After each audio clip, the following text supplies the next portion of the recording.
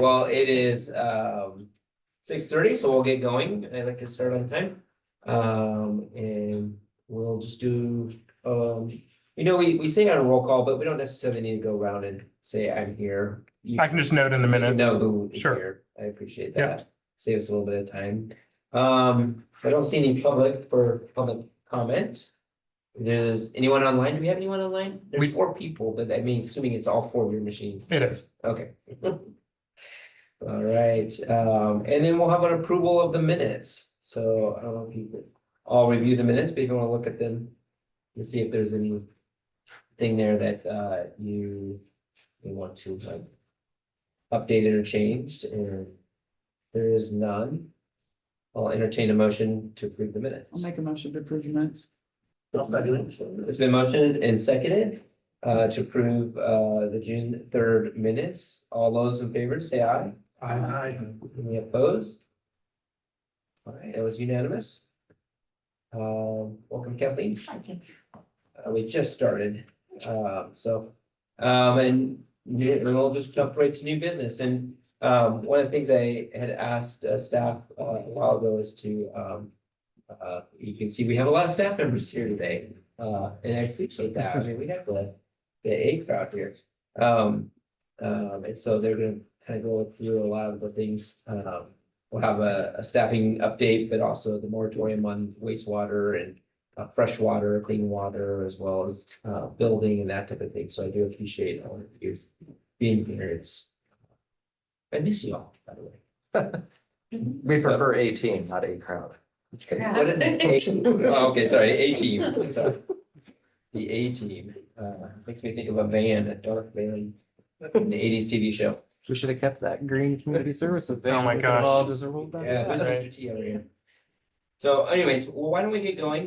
New business, and economic development staffing update. Tyler, do you want to start us off there? Yeah, sure. Thank you, Chair. So I'll just give you guys a brief update on sort of where we were previously, where we are now, and where we're going to go in the future. So as you are all well aware, David Snyder, our economic development manager, was who sort of liaisoned this and led this from a staff perspective previously. The moratorium and issues with our wastewater system have unfortunately limited some of our ability to continue major economic development initiatives in the short term. And so in reviewing projects we have in the pipeline and really the availability of staff of the city to complete some of those objectives, we determined that at this point in time, we didn't have the need for a permanent full-time economic development manager position. We're hopeful that over the next couple of years, we'll be able to get some additional ERUs and have the opportunity for additional, commercial development and really sort of try to make some big strides in the economic development strategic plan and get some new businesses online. But between now and a few years from now, we have this really sort of limited ability to do the economic development type work that we had hoped to do in this next 2-year period or so. And Tyler, Yeah. we're gonna hear this ERU all night. I don't know if everyone knows what an ERU Yeah. is, and it might be helpful. Great to point. find out. So ERU is equivalent residential unit. Essentially, think of it as a single family home or equivalent to that. An apartment is 0.7, single family home is 1. A grocery store could be 20, 30, 40, depending on what type of work they do in there, whether it's, a full butcher and deli, whether it's just a wine and cheese shop, wide range of the number of ERUs that could be associated with a commercial business. And we have a little cheat sheet in the consent decree that sort of outlines exactly how to calculate that. We won't bore you with those finer details, but we could paint a picture or shoot you an email later if you had questions about what a specific type of business might generate. We can give you an estimate, but not an exact number without a application in front of us. And I don't want to steal too much of your guys' thunder on ERUs and where we're at and where we're going, but essentially we have the ability right now to bring online all of the residential stuff that's in the pipeline. So all the single family homes that you see currently being built, and you see a lot of it up the highway. Off of Vista Loop, there's a lot of homes going in over there. Some condominium type apartment housing. But we don't have the ability currently to bring online anything new. So it was in the pipeline. We were able to work with EPA and get authority to construct or allow to be constructed, but beyond what we already have development applications for, we're pretty limited in additional growth right now. So I guess what does that mean functionally, right? We don't have David here. We don't have a full-time economic development manager at this point, but there's still day-to-day economic development work, right? There's no shortage of existing businesses that need a liaison or someone to work with them with their issues. We still want to be a friendly face for new businesses that may be coming into a vacant storefront that has a sewer connection existing, but just maybe not currently in use. And so we're divvying up some of the ongoing workload that the economic development manager was doing previously. So Kelly's graciously taken on the grant programs, urban renewal grants specifically, that David spent a lot of time working on. New business questions, if you have, a friend that's looking to start a business here, they can reach out to me directly and we can get the ball rolling in that capacity. The planning department still has front counter staff that can answer those sort of baseline initial questions on what do I need to move into the city? What kind of permits do I need to fill out? What's the business license process? Some of those initial questions we can still answer at a staff level. And then we are looking at some options for a consultant to have on retainer, for lack of a better word, to keep potential future businesses still engaged. Let's say Best Buy wanted to come to town, right? And that's not in the works, but I'm just trying to make up an example, right? And we've had them on, the hook for a while, but we can't construct a building to fit their needs right now. We need someone that can still keep them engaged and keep them informed of where we're at in our process with the wastewater project, how many ERUs we have available, when they might be eligible to put a development application in. And so we're looking at trying to find, someone that we can just have keeping those relationships and lines of communication open so we don't lose the fish, so to speak. So related to that, are you accepting any new planning applications? And then you're just denying them, or what's the process there? Because so all of the ones that are in are moving forward, then if there was a cutoff, are you still like taking? Yeah, we haven't had anybody, fortunately, we haven't had anybody apply that I've had to deny yet. Yeah, People that have reached out, we've explained the situation and said, don't waste your time applying because it would be a denial. yeah, And luckily, nobody has tried to press that yet. okay, We are still accepting a lot of planning applications as far as like Sandy style upgrades, replat, or not replat, sorry, property line adjustments, tree permits, temporary uses. But the big ones, like the big subdivisions, big apartment complexes, we're not Nothing that- processing any of those and right now. are you? Yeah. Yeah, Although I can speak to that a little bit, we will be processing a few of those over the next few years. There are a few cases. yeah, so they still are able to submit No, they, or. well, they could, but They we could would deny submit, it. but then you Yeah. would review and. And I wouldn't even have to go through the full land use review. It would okay. just be, it'd be like probably like a 2-page letter. Okay, And it would state to like in accordance with this resolution, which is the moratorium. Under this section, we cannot process this application, and we'd probably refund them almost the entirety of their money. yeah. I was We might just- keep a couple $100 for And Yeah. I processing. think it's a great question, and What it, was like if you had Best Buy that wanted to kind of get in the queue or something? To your Yeah, example. Yeah, we don't Right. have any way of Yeah. currently doing that. Yeah, and I think, and I'm hoping, some of that will be answered in the level 3, but try and just stick with right now, the staffing. Yep. Change. So just last question though related to that. So we have a lot of vacant buildings Mhm. in town. What are we proactively doing about those? This is one of my concerns. I met with Jeff and Tyler ahead of time, about a month ago or so. Or a month and a half ago, about kind of what was going on. It was one of my concerns is like, hey, we have a lot of work that David did and constantly, even though we haven't had a lot of business changeover in vacant buildings and vacant lands, and that constantly that changed too. So I think they had a good plan going there. Yeah, so it's sort of a two-part answer. First part is some of those vacant buildings, I think you can attract or try to attract all you want to, but there might be physical issues with some of those spaces, right? Whether it's run down, whether it has code enforcement violation issues and Some, yeah. needs that need to be remedied that way. For others, at least from what we've been told, the property owner isn't really willing or hasn't had the, what's the word I want to use? Hasn't quite found, the right business that they want to either rent to or fill their storefront, or, in some cases, they think that the value of their property is much higher than the actual value or what the market's dictating, and so those just sort of don't really move forward because you don't have an equal player on both sides of that relationship to fill it. We have a list of, or generally speaking, a I mean, list of if what's you- vacant. If you have any We can- specific ones, I could definitely give you an update if I know of an update. But I think to, We have a few large ones who recently come open. And we'll talk about some of It's those. okay. I have No, done just in let me there know, for and some of we the can talk economic about it. development updates later, because I've asked to have an update kind of on those different buildings or different spaces like the RV, in town. When I was talking to Deb, if we can get updates on that. So one thing I will mention in addition to what Tyler was saying though, is like a prime example, I think of what you're asking, Lori, is that like the old county health building, after Mr. Hoffman purchased it, I did work very closely with him we went back into the files from 50, 60 years ago, and we actually found how many ERUs were given and how much that quantified into gallons per day. And so they have a not to exceed amount of, I think it's 4,000 gallons per day of water use. And he knows that, and Jeff Newberry, his plumber, knew that, and so the uses they're allowing are supposed to not exceed that amount.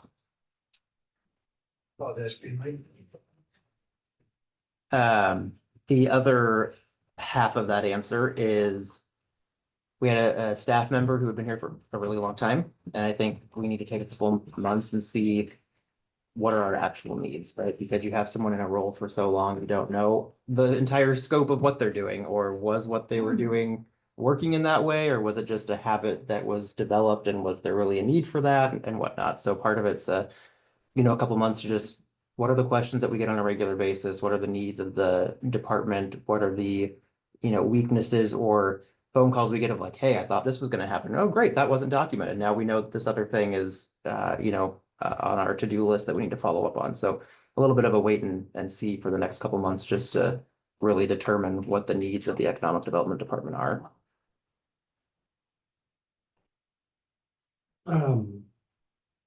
How was that position funded? And were there stipulations around that funding and like, I guess, what is it going to now? Yeah, so it's funded through the general fund.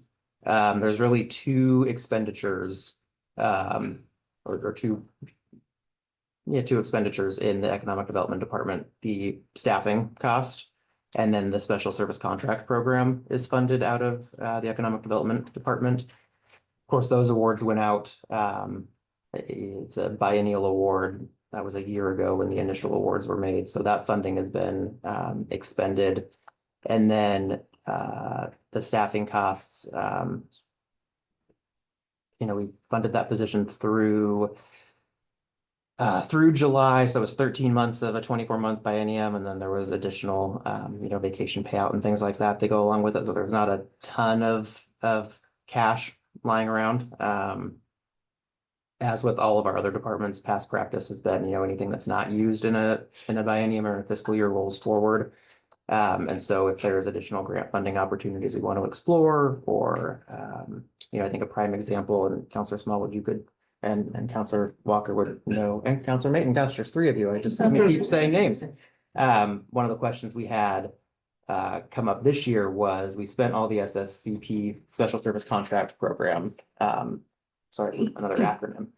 Special Service Contract Program funding for local nonprofits. What we didn't have money set aside for was some assistance to the Chamber of Commerce and the museum. So, the little bit of savings that we do have in the economic development budget could fund something like that next fiscal year if we needed to find additional resources to provide some other grant funding opportunities. But Was there any consideration, I mean, I think kind of the two parts that I had concerns about was kind of the vacant buildings, but also you know, we saw things like the success of Winterfest.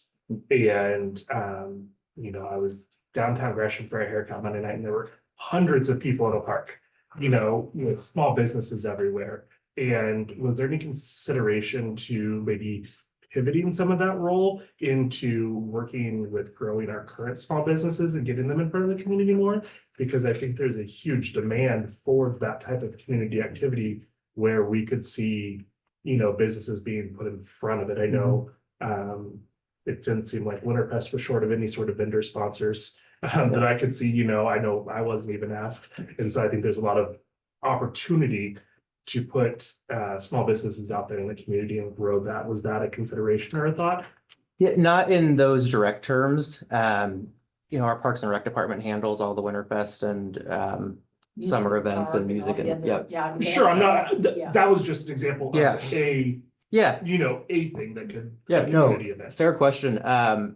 It wasn't a huge consideration because we were really looking at the economic development strategic plan, and that was sort of the heavy lift of what we were hoping to use the economic development manager position or role for over the next several years.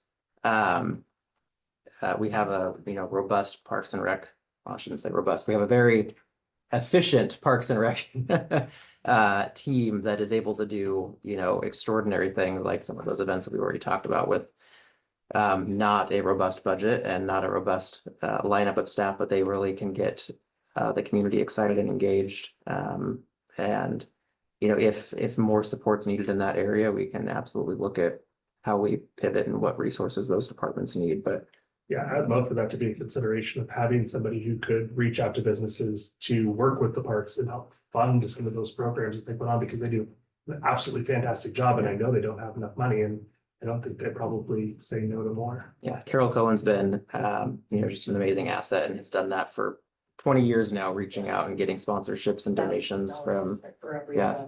like 11,000, you know, they give her a target and then she basically, you know, doubles it when she.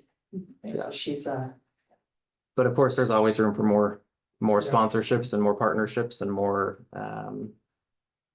integrating, you know, local marketing those businesses. partnerships. Yeah, I mean, because I'll be honest, I've looked for ways, you know, every time one of those city events comes up for ways to sponsor, and there, I mean, I know that I could probably reach out, but you know, one of the things is I look and nobody, there's never a, you know, reach out to us if you'd like to sponsor or please give us money, you know, and so as a business, I think we could, I mean, obviously, if we have enough money, well, we're good to go, but allow reached out to every time. Yeah. Yeah. Nobody's talked to Yeah, me. once you do it once. Yeah, You that's know, it. but- Do it once and then you're on the Sure, list but for when you're on the sure. list, you have all sorts of new businesses. Now, Yeah, maybe right. that's the point, is that, Yeah. you know, we have these things happening, and I think more businesses in town want to be engaged. Yeah. I think that's a great point, Darren. I appreciate that, because, yeah, you always go back to the same well, and it's the same, you know, 20% is always the ones being asked, and then to your point, other people just don't know, so they're Yeah. being asked, and who's coordinating that is what you're asking for. I think it's a great, a piece of that, so. Well, I think, you know, right off the cuff, I can tell you, we can probably improve some processes internally with new business license applications and providing that list to the Parks and Rec department so they know who the new businesses are. I mean, there's some easy stuff that we can do with existing staff that we just haven't. We've never done that, So, that I'm aware of. but I appreciate that perspective, because I think there's maybe some easy stuff we can do to. And I think she has, you know, reached out on Facebook when, you know, kind of early on in the event, kind of, she gives a heads up, and she's usually asking, you know, if there's any sponsors out there, please, you know, here's how to get a hold of me. So, but you're right, is, you know, people, businesses often don't see those. posts. Yeah, I mean, Yeah, and it's they- just personal outreach. yeah, and I've been trying to keep a close eye on that sort of thing, and I just, maybe I missed it, but yeah. Taylor, who's gonna be the liaison between the city here, the economic development kind of role of the city and Chamber of Commerce? That's David did that, right? Yeah, so David served on their board. Right. We don't have anyone filling that gap on their board. We haven't identified a staff member for that. We, Well, in the past, the council has talked about maybe there ought to be a counselor on the, I know that that's been a discussion in the past. Obviously, that relationship needs to continue. There's no Mhm. doubt about that. But I think we're having that conversation right now. I think having the staff member Mhm. that's had this dedicated time. I know as a counselor in the past, you're busy with life and everything else Sure. and sometimes jobs, and not everyone's retired. But having that, and I felt like had a real direct connection because he was a paid staff member being able to really put in a lot of work for that. And since the two correlate so tightly together, that would be something I think the city should really consider. I guess, I want to kind of get to your presentations, but, you guys have raised points that I've kind of been just wondering about, for a long time, and this is only my second meeting, but the idea about all these empty businesses and all, and I appreciate the fact that we've got the shopping, the latest endeavor that got done, the latest study. But what I was asking kind of around that time was that really this inventory of empty businesses. And then, really kind of having a discussion about what the options are. Kind of holistically, not business by business, but, are there policies that we could implement that would help that situation? Whether it's, incentives or consequences or something like that, I could go either, always. And just, just talking about that thing, I'd like to kind of get us focused in on those areas before we, hire somebody as a consultant to kind of help us. I kind of want to be able to, be a little more strategic as to what we want them to do or help us do, so. Well, if there's no more comments on this particular line item, I know it's sad and sorry there wasn't a time to meet and, have David here at that kind of send up thing. But we do know how to get in contact with him if, you want to do that. But I'd like to move on because I want to make sure we have enough time. For the Just rest of one it. thing, if I may, Chair, I'm sorry, yeah, no. just to point out that I'll be the liaison to this Oh, yeah, board sorry. going forward. So you're not an orphaned board. I'm Yeah, here, no. I'm here for you, so. And Good point of just- clarification. Thank you. That's awesome. So, moving on, to the development moratorium and wastewater improvement projects, we've asked Kelly and Jenny to come.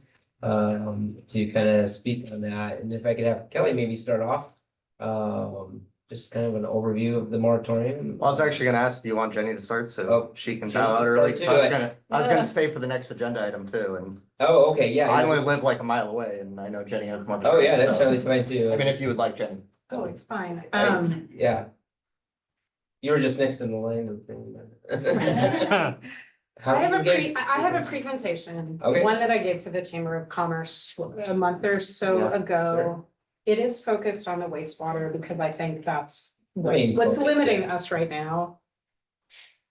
It might actually make sense because you have a lot of Okay, I solutions. can go first if you want, Okay, you go. or you can go. It No, doesn't you go, really matter. you go, you go. Okay, you can say we coordinated this very well. So I just put a 2-page staff reporter memo in your agenda, that I'm just gonna be referencing.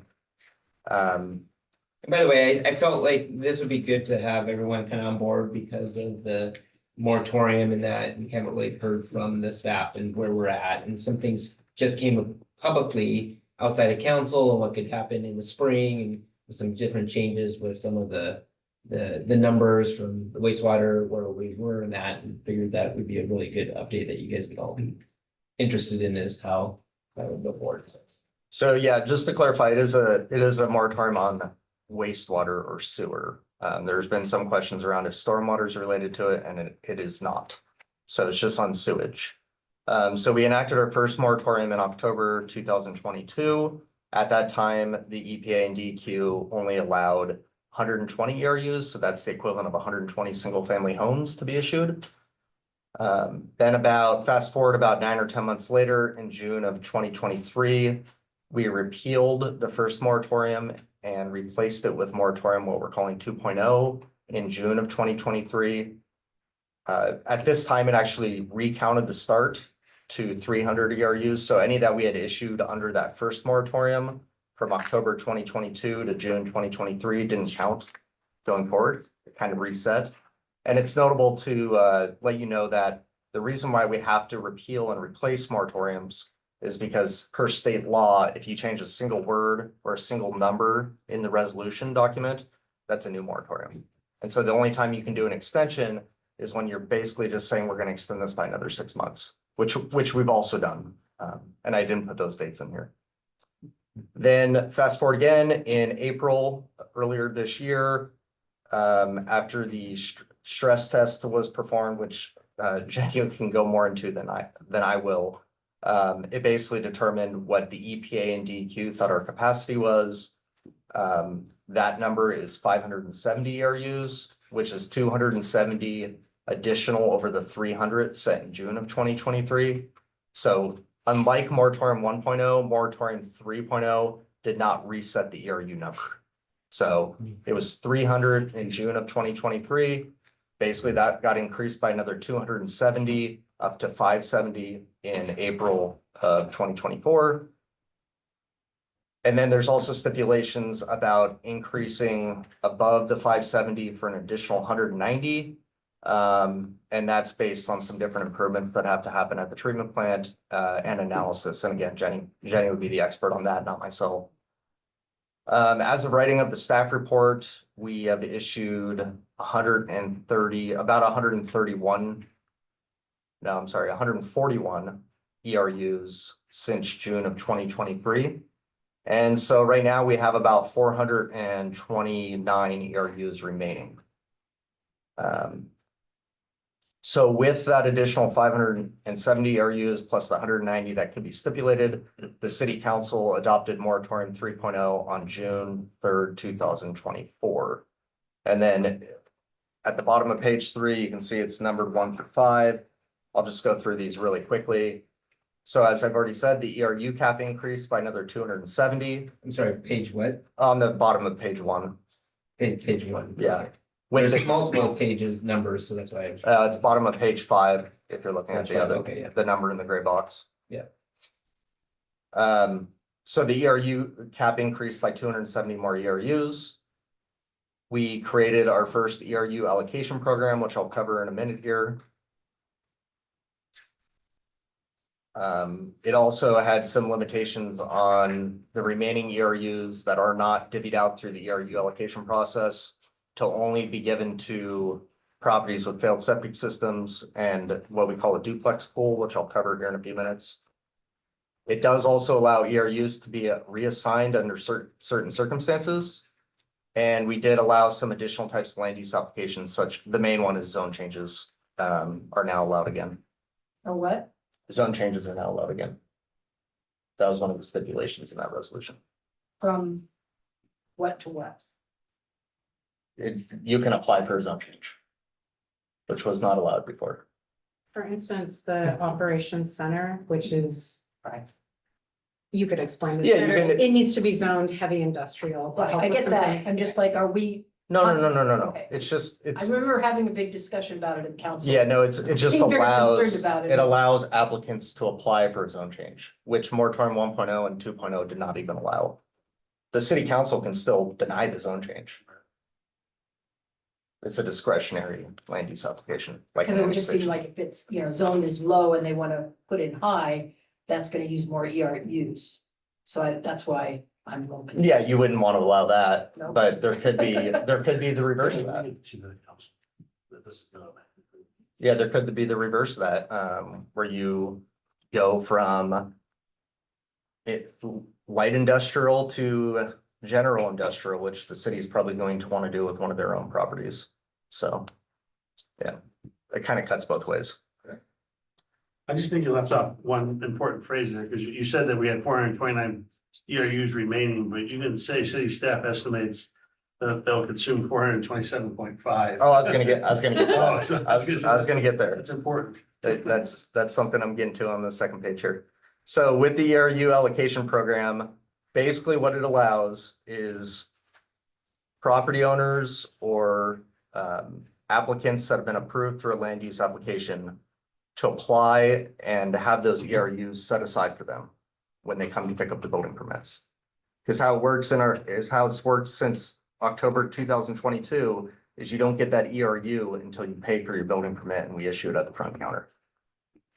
So what the ERU allocation program does say you have an approved subdivision with 43 lots. It allows you to apply for and receive the allocation of those 43 ERUs way before you're gonna pick up building permits. And in speaking to developers and their attorneys and their lenders over the last 2 years, is there were several developments that we approved either before October of 2022 or after that couldn't get lending because there was no assurances that they could pick up a building permit. So we had three subdivisions that they were just on hold. And the reason why is because they couldn't get lending to move dirt, get their engineering plans done, do any of it. So with this ERU allocation program, it's going to allow for those developments that were approved in the past to move forward. And we've seen real evidence of that. We already have 2 subdivisions that are pretty much through their construction plans now. And 1 subdivision which is approved to start moving earth and probably will in the next week or 2. So it's been a pretty big benefit. What I'll also say is that out of all the ERUs we could allocate out of the, as Counselor Mayton brought up, out of the 429.1 ERUs we have remaining, it very well could be that we allocate 427.5 of those ERUs. So for To 27, projects that are already in the pipeline. Exactly. that have already been approved, but they have not submitted their allocation request yet. Well, as the little box on the second page tells you, I have received allocation letters from 22 developers, contractors, and we've allocated all of the ERUs except 17.5. Oh, so they have submitted their. Almost everybody has. There's only, Why wouldn't you? Yeah. Well, and one of the reasons Oh, for that there's is, a fee attached to it. But you can't build. You can't get lending, you can't do anything. yeah, you can't do anything unless you have that letter of that Yeah, approval. and you obviously want to get it Yeah. before everything else. So yeah, there's potentially two more developments that could apply for the ERU allocation. And they would have a total of 7 ERUs between the 2 of them. So what it's kind of looking like is we're gonna have 10.5 ERUs remaining. Some of those will be consumed by some duplexes that we know are going in one of our subdivisions. And then it gives us a couple for failed septic tanks. Unfortunately, we have at least 5 or 6 failing septic systems around town that I'm aware of right now. I think the county is gonna allow replacement or repair of all of them except 1, because of the moratorium. Under normal circumstances, I think there's only like 1 of the 5 that they would actually allow. But the county is working with them and working with us to allow those to be replaced. And Kelly, just a clarification, I would assume that a duplex in its proper form is 2 ERUs. Correct. Yeah, it's 2 years. It's double a single family home. And all these are residential and none of it is commercial. Was commercial given an opportunity to get ERUs? There's out of the 429.1 ERUs, 7 of those ERUs are commercial. No new commercial buildings? Yeah, so the next adventure addition expansion, if they go forward with that, that's an ERU that's been allocated. There's an ERU for the Barlow Trail Vet Clinic. If The Sean new can one? get his lender, his lending, he has some lending issues right now. There's 2 ERUs for the commercial that is required with Bull Run Terrace out on the east edge of town, where DeBarco Road would come into the highway. There's 1 ERU associated with a mixed use building by Paola's Pizza, if that moves forward, that was given 1 ERU. And I'm blanking more. Oh, and then there's 2 ERUs associated with the food cart pod by the Mount Hood Athletic Club. So that's the 7 right now. And those were grandfathered in because they were already approved. those were the ones that That's happened to be That is correct. in the pipeline at the time that the moratorium went into effect. Yep.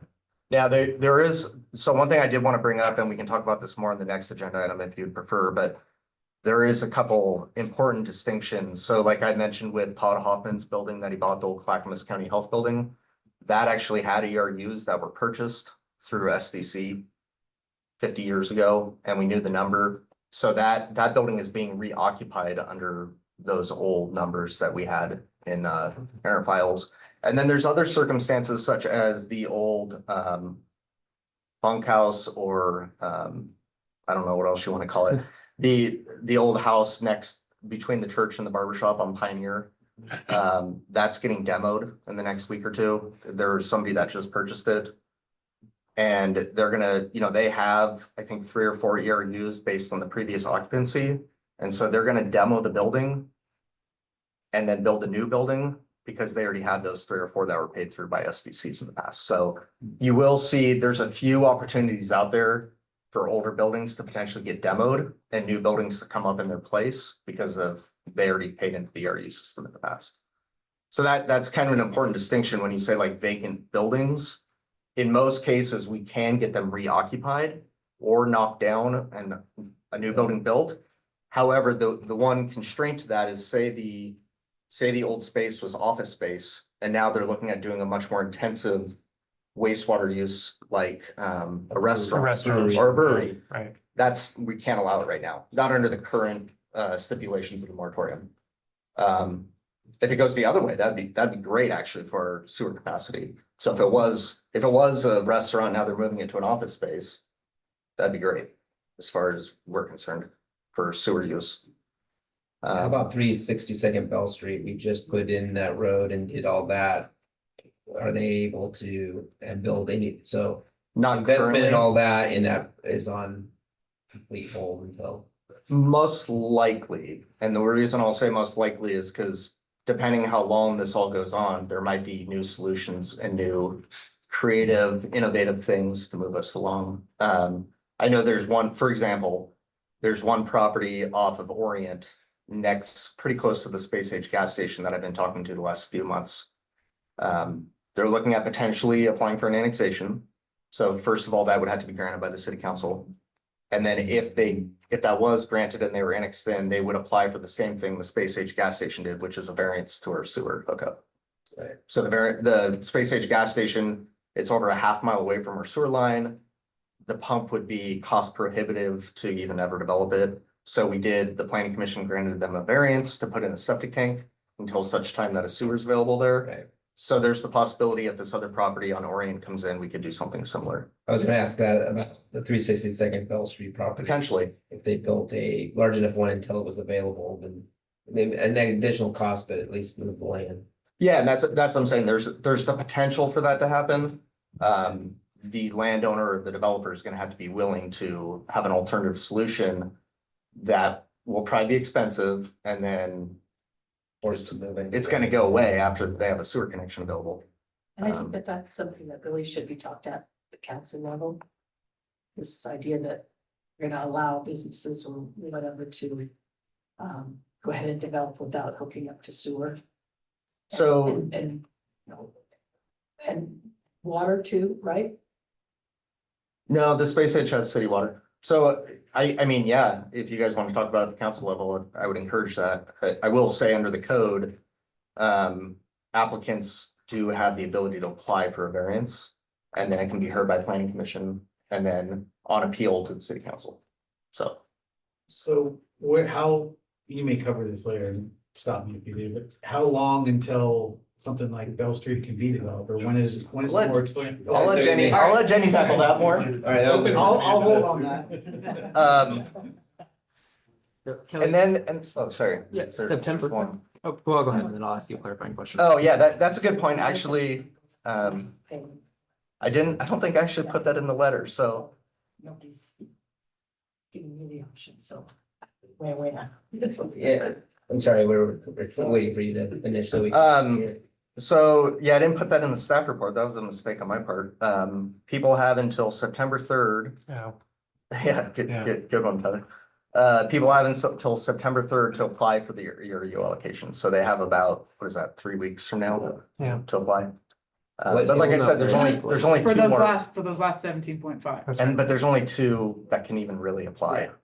There's only what? Two properties that were in the pipeline that would even be, And this is the pipeline that was Applicable. before before we started the whole moratorium. they either, their application was in for approval or they were already approved, yeah. So nothing, if I was someone that wanted to build on the other side of my property, divide and put something in and went through the process now, I'd just be denied. I wouldn't be able to get that area. Correct. No one knew. That is correct. Coming in can change their property to be something different. To increase flows. One other essentially, super yeah. fast question. Business wise, you can change businesses to increase flows. Yeah, I'll this answer that. So under the year, the last thing on page 2, which is kind of more the most interesting part of this program, in my opinion, although I don't even know if anybody's gonna take advantage of it. I only have one property owner that I think's interested in it right now. It's a ERU reassignment program. What happened is Jeff and I met with a few different people that wanted to transfer their ERU rights to other property they owned in Sandy.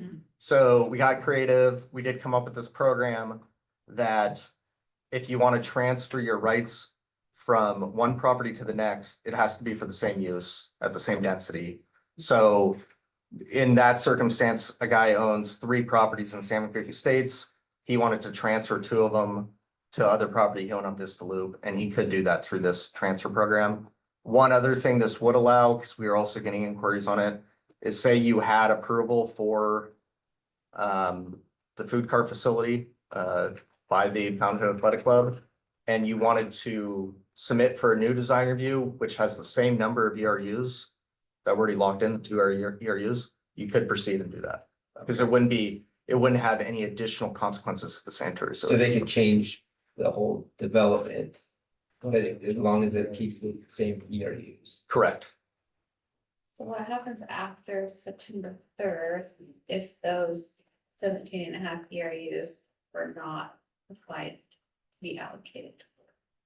Where do those go? Then you can take in new applications or it just- No, it just floats there? No, I think we're gonna have to just sit on them because we know that there's some duplexes that are going to apply. And by state law, our attorney doesn't think, he thinks we have to have some available for So duplexes. then. And then also failed septic tanks. So is the deadline kind of arbitrary? I mean, because they'll still be available? No, actually, with how the resolution set up is if the 2 people that could apply don't apply, Those Then get sent back into it. they can't move forward. Yeah. So you said there was 3 properties, and is it the Pioneer and the 3 properties. Snowberry, or is it Tiller thing? Oh, there's 2 properties or two applicants, sorry. Right, Yeah, it's 5 in Snowberry Snowberry and Yeah. what? and then 2 on Jacoby Road. 2 But I lots mean, on you said there Jacoby was Road. 2, I thought there was 3 properties that still were outstanding. Two, it's actually 7 legal lots of record, but it's 2 property owners. I wanted to add in another point to what Kelly's saying. Kelly's gone through this process with Josh in a really clever way to try and pin down those properties that are in queue. But to try and tease out, are they planning to develop in the next 5 years? Because there's a number that just may not. Yeah. Legally, per the consent decree, there are certain things we have to accept no matter what, even if we don't have sewer capacity. Failed septic tanks is one of them. But there's other provisions like government buildings or something with medical. So it's like our collective opinion is we need to have a couple per year. So, around 15 in revert, and now we have the duplex. We need a small pool just in case. It's just that little contingency and that's what he's been. So medical, so if a hospital came in, they would be, Or. they've been after a hospital for years. Yeah. Yeah. I think that is up to me. Well, it would use up too many, but if it is void from the.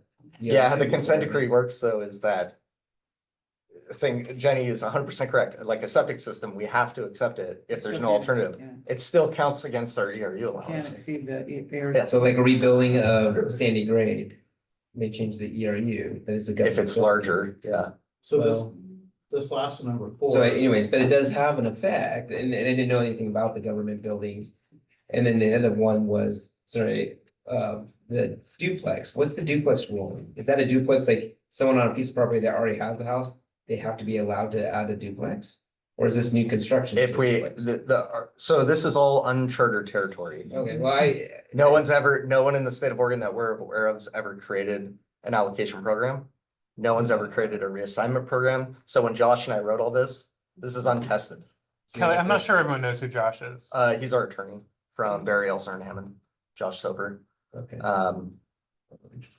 So this is all untested. I'll lead with that.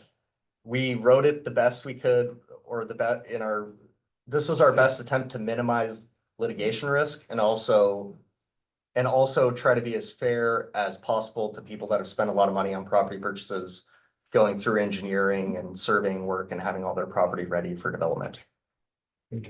I don't know if this went to court. I mean, who knows? Yeah. I mean, just to be honest, what I will say though is one thing that Josh does believe is pretty clear in state statute is we have to allow duplex conversions or additional duplexes. However, the only exception to that, the only two exceptions are if the duplex would have a negative impact on a natural resource like a wetland or a creek, or if the utility doesn't have enough capacity. That's the only two state exceptions. So we don't think it would be legal or in the city's best interest to take 17.5 ERUs and distribute them to other people when we had been told by a few developers that they're planning duplexes. Or if I decided to come in and do a detached duplex, because a detached duplex now, you'd have to allow that. Right. Now, once all the ERUs are gone, then by state law, there's no utility capacity and therefore we're fine. Or we think we're. Oh, okay, so Yeah, But a developer that Hans has a has, question here that I want to make sure, because he's been trying to. Yes. On for the potential for the, so can you take the ERUs from the pool and redistribute them to the city owned? Is that- Or I don't know how many they That's a have, fair question. because that's it's not there anymore. Yeah. We're not gonna be building anything in. a little while. potentially, yeah, And potentially. how many ERUs, okay, I have no idea. not to bring up the pool, but. No, but I just Don't see, mention on Facebook. it's not there and. I just. You know, one thing, City owns it. the reason I say potentially is And because the Cedar one, Ridge too, the old Cedar Ridge building had a. the one thing we need to be careful about, and I'm sure Jenny would back me on this 100%. Jenny wants to jump in. is Yeah. we don't want to start making assumptions that we can take on a lot of additional capacity. Because what that could potentially lead to is violations. Right. At the end of the day, we're responsible for what happens Yeah. down at the treatment plant. So it's, you're So we balancing said, if this. we said, oh, the middle school had 50 ERUs or 100 ERUs and we divvy those out and then we start to have permit violations at our capacity because we were putting too much into the system, then that's gonna be $10,000 a day per ERU or something crazy like that. Well, and it's not a similar use either. Well, Yeah, that's true. what I would say is, if we can get into the stress testing. There has been the most intensive thing I've ever seen in my career, the stress test. I want to talk about it. So. You know, the biggest storm that comes through, it's about 10-1. So think 10 MGD versus 1 MGD. Normally the plant's down here, but Million gallons per day. It's peaking. Yeah. For those not. So treatment plants are they're designed for many different flows and capacities. One of the metrics is just moving the maximum flow, the maximum hour of flow you would ever see in 20 years' time. You know how often you see that? Once. Do you know what we had to do? Torn up in construction, we had to manufacture this, we had to create this flow in the dry weather season. That was like impossible as well. And then we didn't have to do it for a single hour. We had to hold it for 8 hours, and then we had to do that 9 separate times. We spent $1 million manufacturing this. We had an army of people. Before that, there was a major sampling thing. There weren't enough labs in Washington and Oregon. So we had this special thing, we had to overnight stuff to Arizona. If you want to say this was like a massive, this was meant to be hard to do, and we got through it. Yeah, that's awesome. I mean, it's They just made to kind of say it that, for you to fail, and yet pretty much, yeah. you didn't Um, fail. But to bring this back to where our minds are going. Over the last couple of years, we've measured, we've documented the flow coming in. So the truth is, some of these buildings have connections, and a few here or there aren't gonna make a big difference. But a school or a pool that's been vacant for 10 years, that is going to be noticed. And I wish Josh was here. But if we start accepting too many things and we start violating all the time, they say they can stop us where they are, even with how much they've given us. And that's what makes me a little scared. So few things here, a few things there, probably not gonna notice that, but something big like that. And we do have a plan for the next 3 years. We're working on that. Is this a good time to transition? Yeah, I was gonna say, if we could transition, because I know we could go on in questions, but just looking at time. Yeah. We're gonna have a lot of questions after your presentation, and then we have more than that, and so I I'll be just, here till the bitter end. Yeah. Just going super fast. but I wanna make sure we're done. I'm always trying to be done on Yep, time. Yep, agreed. So, How do one. ADUs factor into this? So if it's a stick-built ADU, Currently, we're not accepting any new ADU Okay, applications that would have been and, my assumption. there's not a single one in the pipeline, oddly Also enough. would have been my assumption. Yeah. We have talked I about told that you to be though quick. internally because we recognize that that's a big thing for Mhm. the aging population with parents moving into ADUs on, kids' properties and things like that. So we've explored those opportunities or options, but no. Nothing stuck yet. Yeah, No ADUs with sewer hookups. There there you you go. go. Well, Put a that's porta it. potty in the driveway next to Put it in the it. driveway. Just I'll go run in into the the house. house. So why don't we transition over if you don't mind? I don't mind at all. I do wonder if maybe I've misjudged the situation. There's a lot of background on what we've been doing the last 3 years, and I can breeze through this very quickly. Yeah. I don't want to bore people if we're more interested in the path forward. So, How much time do you need in that? Or how much time would you normally take in that? It's okay, just, I don't know, maybe 20 minutes. So it's just, are we good if we were to run over 8 o'clock? Okay, cause normally I just wanna make sure we're on into that. It's not like city council meetings or planning where, you'll go till midnight at 1. Yeah, don't say I'd that. prefer not to go to Okay, well, midnight if we.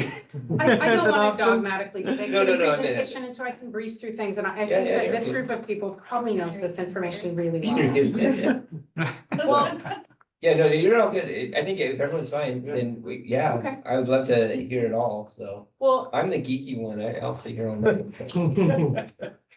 so this is from our economic development plan. So as of today, City of Sandy, about 13,500 people. As Kelly has informed me, Sandy's been solidly in the top 10 growing communities in Oregon for many years.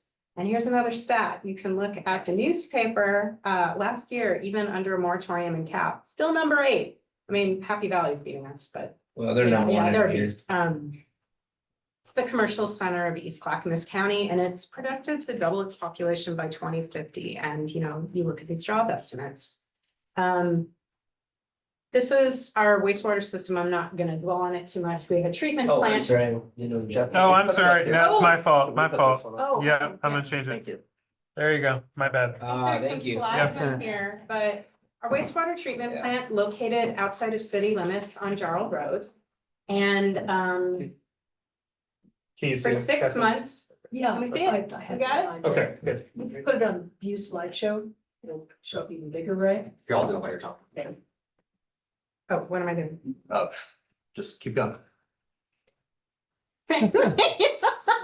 We were having some issues with Yeah, that we were having earlier. some issues with that. Oh, This okay. may be the biggest we can get. That's all right. Weird. I know. Glad she doesn't know. Well, it's, It's okay. This is Sandy's unusual compared to most treatment plants, like say Gresham or Portland or Lake Oswego. We're not allowed to discharge all the time. So when do flows stop coming to the wastewater treatment plants? Never, never, never, never. It can never stop. So this is really hard to do. So during the wet season, from November through April, we're allowed to discharge to Tickle Creek. We have a different type of disinfection system when we do that to not hurt the fish. It's called UV disinfection. For 6 months through the rest of the year, May through October, traditionally the irrigation season, not a drop of water is allowed to go in Tickle Creek, no matter what. If there's a major storm and the creek is flowing full and we wouldn't hurt it, if the creek is really dry and actually we would help, we're not allowed to go there no matter what. We have a strategic partnership with a local nursery. That was a brilliant stroke. The city's wastewater treatment plant has won a sustainability award from PNCWA for this operation. And By the way, it's Isley's nursery that the Laura goes to. Yeah. How long has that been that we can't do any discharge? The one that's not there. No, Isley's is. I mean, it hasn't been like Mm. 20 years, has it? I think it has Yeah. been. This is borrowing. Yeah, and just. I want you to think about the weather patterns. Oftentimes it's raining in October and you don't need to irrigate. We've had even, Pineapple Express storms that come in June. We had a situation in June of 22. Isley Nursery filled up, all our storage filled up. They couldn't irrigate anymore. and we had to do a controlled discharge to Tickle Creek. It's these kind of things that make it really impossible for us to operate. The other thing we really need to talk about is 40 years ago, some regulators saw the potential for cities like Sandy to develop, and they're in the drinking watershed for 3 major cities. These 3 major cities are Portland, Salem, Eugene. Very, very serious restrictions were put into what the treatment plants could discharge, with the intention of the cities being very proactive in managing their growth. But in truth, what it meant is that it was very expensive for these cities to grow and operate. Sandy is in a very unique situation. They are under the umbrella of that rule, which is a really good rule. I live there, like the discharge from Sandy goes into the drinking water I drink, my children drink, because I'm in Happy Valley. But technology has changed vastly in the last 40 years. There are plenty of instances where people are re-drinking water, where they're doing flow augmentation. This is allowed. Clean Water Services, multinational winning, Washington County. The Tualatin River, that's mostly Clean Water Services flow. And I'm telling you, our treatment plant, it's a step above what we do and what we produce. This last winter, most of the time when you measure what's in our effluent, it's non-detect. Most other places, the measurements are 15, 20, 30, 60. Ours is non-detect. So we do really well, but the restrictions are really, really difficult. I want to hammer that point. No way to change that restriction? Great question. Wow, Yeah. that's yeah, it's Plant. we have been poking and prodding and having conversations about this. If you talk to old school regulators, they say that this is absolutely sacred, that will never, never change. But I think the time is right. Oregon, I mean, we have just been blessed, like we don't, like, water is abundant for us. I mean, it really is. Yeah, it doesn't rain a lot, but we have huge reservoirs. We haven't ever had to think about It's not zero California or saving. Arizona. But it's coming. Almost all of Oregon and even Washington now are in some form of drought restriction, except our little area here. We're seeing the fires happening. We're seeing the population pressure and some of the strain on drinking water resources. I think, personally, I think that we're on the right side of history and environmental history where we are like, let's relook at this rule. Let's do a slight adjustment for technology because we actually could be doing some good. This is a very, very long and uncertain conversation. Well, the other thing that's also going on is like the city of Detroit, that burned down and all, Yeah. they were all on septic tanks. That and what was the other town that burned? There's Mill City, 4 Mill of City, yeah, them. Mill City and Detroit. Yeah. Well, they were on septic things and now they're under the requirement that they have to build a sewer treatment plant, but they can't because of this rule. But they have to get rid of their septic tanks. It's- So, there's just no viable solution, so something has to change either, and that's a good excuse, I don't want to say excuse, but a good, emergency fire, that kind of a catastrophic situation is always a good opportunity to look at what looks like a in place, never shall be violated rule, so now's the time to kind of be pushing back on that. So So- working with those cities. There are other communities like Vernonia or places on the Rogue River that have similar restrictions where they're not allowed to go into a pristine stream in the lowest of the low. And that's generally manageable, but the point I want to emphasize is we have trouble. May, October, sometimes September. And so a reconsideration around that would just make a huge amount of difference. So we have a different set of rules that we have to operate by than a lot of other communities.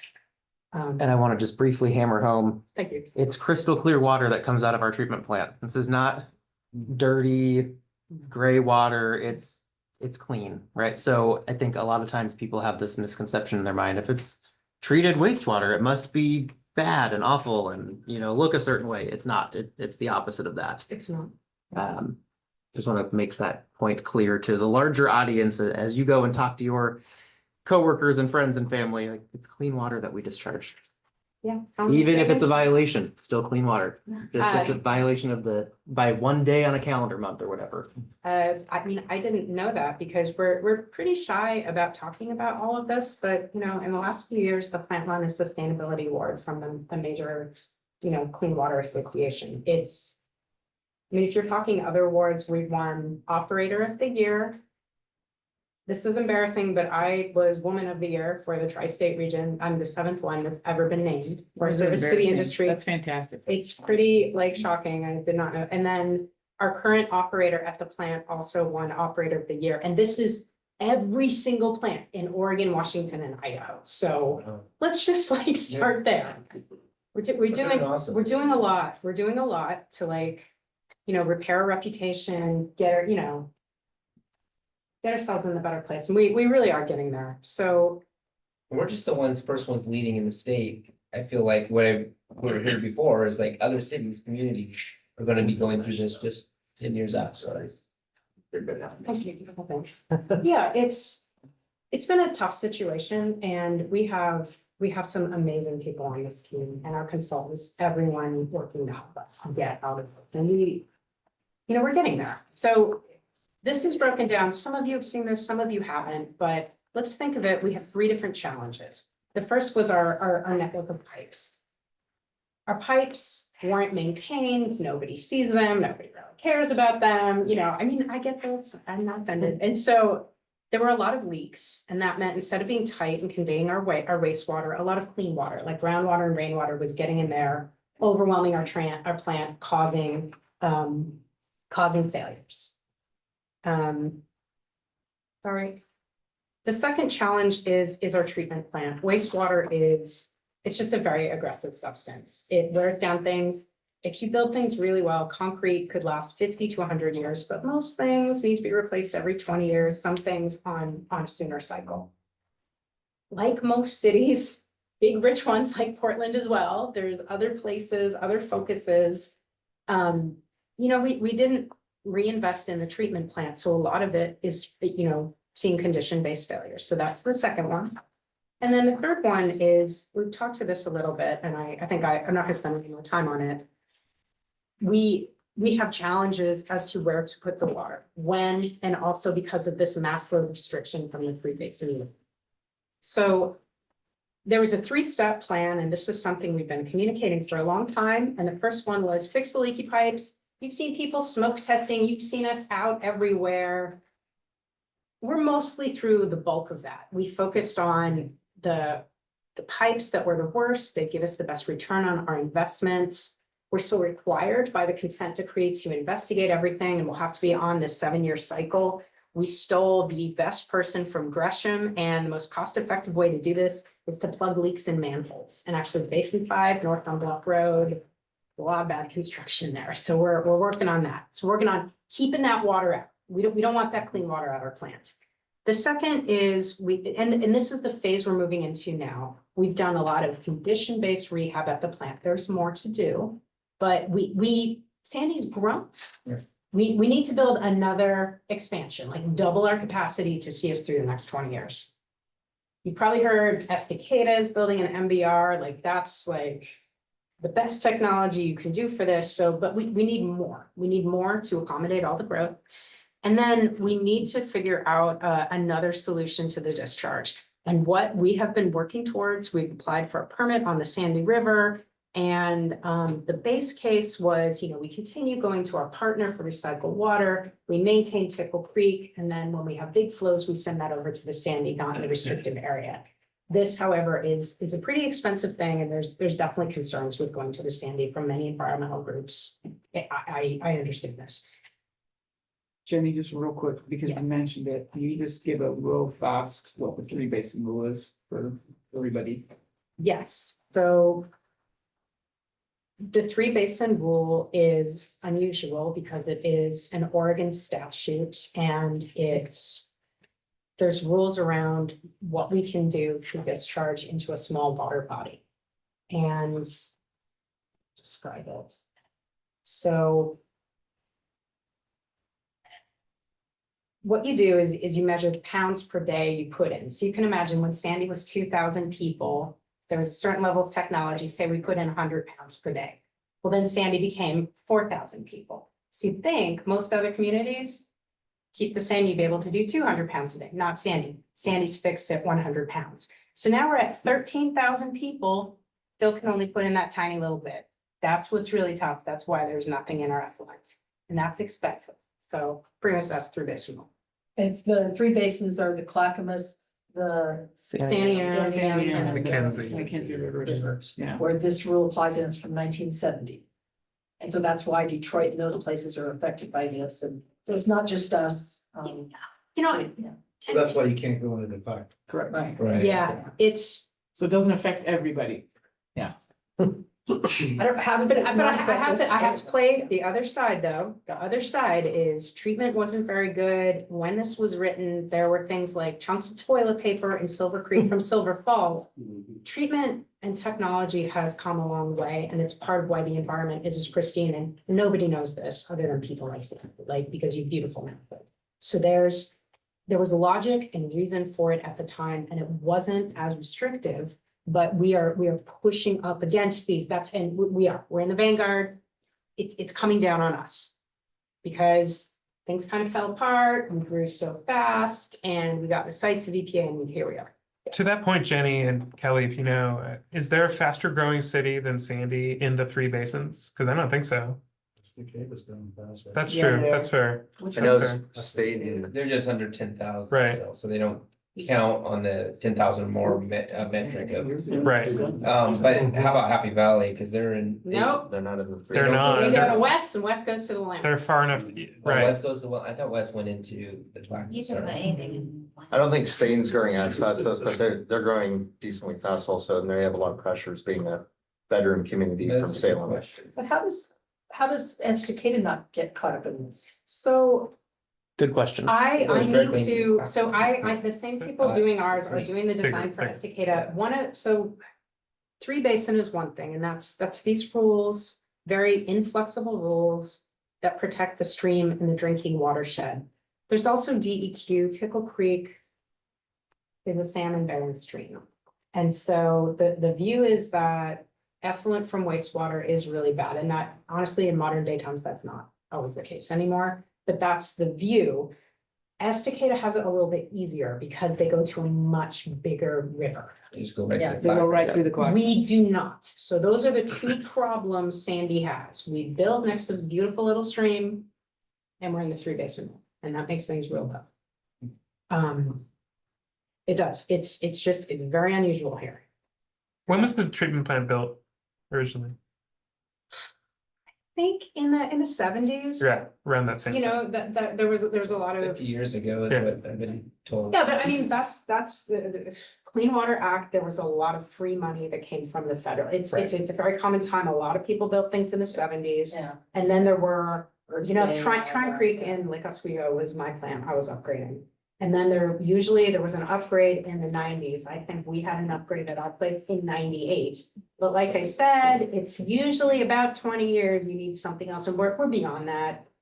And believe me, in this industry, 24 years, most communities are like us. It's, you know, they're paying off their loan, they don't want to invest in it. You know, Kelly educated me, what you see the streets, you see the parks, you know, that's what you're focused on because it's visible. It's all this stuff underground and really vital, but it's not a problem until it is. We don't think about it until it breaks, right? Just like plumbing at home. So your toilet doesn't flush. And we've been gathering stakeholder informations for communication, because I have to say, the communication out there on Sandy Clean Waters, you know, that Jeff led is just, it's so good. But I do think, based on these conversations today, we do need to start educating about why Sandy is different and why is it so Yeah, expensive and totally hard, because Sandy is unique. Right. And you know, everyone's gonna be like, well, my sewer rate in Gresham or my sewer rate in Forest Grove. It's not the same, and the general public doesn't understand. Right. No, they don't. Okay, well.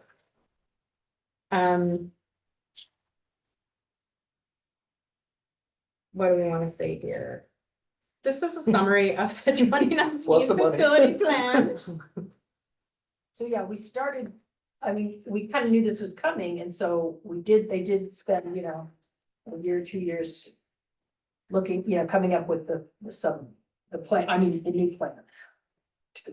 So in 2019, we put a facility plan together, and they they came up with this balanced program. We were gonna fix broken pipes in basins 2 and 8. Those are the oldest, those are the worst. We were gonna do a very tiny, only $2.5 million fix at the wastewater treatment plant. And then what many of you remember is there was this plan to build the satellite wastewater treatment plant over on the facility we already own. And this was estimated to be 85 million in 2019 dollars. And this also included a Sandy River outfall. So just to kind of sum up, a lot of things happened since that plan was put in. Parts of the plan were really good. Our engineer, Rob Lee, is one of the best in the nation, and all of the pipe estimates, all the collection system, all of that's spot on. You look at his estimates in the plan and what we've spent, they match it perfectly. Other things, not as much. Not all planners do financing, not all planners do permitting, not all planners do construction. And so there is the treatment plant portions were just vastly underestimated by like about 5x. I looked back at that plan and it said by 2022, we were supposed to have built the second treatment plant and the Sandy River outfall was supposed to be operational in just 3 years. We submitted, it took us 2 years to get data to submit. I submitted the Sandy River outfall permit in November of 22 and it's still under consideration. We've just closed one of the 2 WIFIA loans and I believe that took the city 4 years because it was that difficult to do. So it's, and something we learned that, you know, continuing on the thread of the base case of going to the Sandy River outfall, you can't even get a loan from the EPA for the whole thing. You have to do an environmental study first, you have to submit the drawing, and then it has to go through multiple permit reviews. So these kind of details just weren't understood by the team that put that facility plan summary together. So, and then on top of it. But weren't those the timelines that we were given? And we weren't like saying that it had to have, I thought that the EQ had said you had to have these. You are remembering correct, but this is what the consultants gave us, which was presented to the council. And then DEQ was just like, well, this is what your consultants say. Then we got into a consent decree and the EPA was like, well, we think you have more broken pipes, so you have to do more pipe rehab. And so we kind of deviated from the plan. And that's when I came in and I was like, this plan has some shortcomings. We need to align this with what things truly cost, because that's what we need for the basis for loans. We have to have a plan, so we stay ahead of Kelly's development. Kelly's really good at growing Sandy, and so that's just kind of a summary. It's interesting to see that. Let's breeze through this. These are basins. We have done pipe rehab for 4 basins, 2 and 8, 6 and 7. We are moving into the next worst basins, which are basin 5, basin 10. So we're still doing that work. Okay. We are required to as part of the consent decree, which Okay. I will get into that. And so we I thought think we were- that we reduced peak flow by about 3.2 MGD, which is A lot of water. astonishing. We did a lot of unusual things here by actually doing private side. We have laterals, which is That's where right. a lot of clean water gets in, but I think it worked. Model validation, spring of 23. We have other things where we can't let the system fall apart again. That's what the CMOM means. It means that we have to investigate every year and keep going through and keeping it tight so it doesn't fall down. And Should we just say, so leaky pipes let groundwater into the system, which stresses the plant, just in case any. Yeah, that's why it's important. And we are under timelines in the consent decree. We have to investigate, and that means we have to videotape everything and look for cracks. We have to identify big hidden things, like, I know it's stormwater, but remember the Strawbridge Parkway. So we have to find those things. So, my Strawbridge team. Parkway was, we had a sinkhole. Sinkhole, remember that? Yeah. And it, out of, yeah. So we're spread really thin. I think sometimes people might forget. We're doing most of this work in-house and we have to be done by December 25. And you want to catch these things when there's flow. So we have like there's a lot of planning about do this, do street sweeping, but we're making a lot of progress on this. And you know, the investment in the pipes is tapering down. So think about that, like the next thing we're trying to figure out is where we build the treatment expansion. The hypothesis is, you know, just expanding at the site. It's you're a construction person, there's an economy of scale. Like if you're building a house, you know, a 2-bedroom house is not usually half the cost of a 4-bedroom house. It's, if you understand that, that's much easier to have one site, much easier to permit. There were issues with that other site as well. So we've already spent like $14 million. On 2, 6, 7, and 8. What's the about cost of what it is for the others? No, I think I have these numbers in here, but they may be like 6 months out of date. Okay. We did a huge amount of work at the treatment plant, but what I'm gonna say is this is probably more detail than you need, but most public works directors of towns like this aren't engineers. They're not specialists in wastewater. They do a lot of different things. In Washington, they have a provision in your permit that when the flows to your plant are 85% of the load, which, you know, you measure and you report on this every month, they require you to immediately start planting. Oregon DEQ does not have this, and I have talked to them. I'm gonna write them a letter. They need to put this in, because had we had that, we would have had more warning. Instead, what happened is we grew and grew and grew, and then all of a sudden our treatment plant had no more capacity left, and you never, never, never want to be in that place. So all the work that was done the last 2 years was trying to like build a little more capacity. You know, that's why DEQ said you've got to stop till you build more. And so the facility plan estimated that would cost $2.5 million. That ended up costing closer to 14 million. I think if you remember, this was COVID. There were a lot of supply chain disruptions. This was really, really hard. We didn't have internet at the treatment plant. A lot of people worked really, really hard to get us there, especially our lawyer. Can I add some real fast? Yeah. Without all these improvements, keep in mind too, we wouldn't have any ERUs now. Yeah. It'd be over. Yeah. Because that 120 from October of 2022 would be long gone. So I just want to say that without all the improvements Jenny and her team have done, we wouldn't have another house permit to issue. So I just No. want to make sure everybody understands It that. allows us to have an infrastructure that can go another 20, 50 years, you know, like, we're investing in that too, so. Yeah, I mean, we knew what the stakes were for the city, and everybody did everything they could.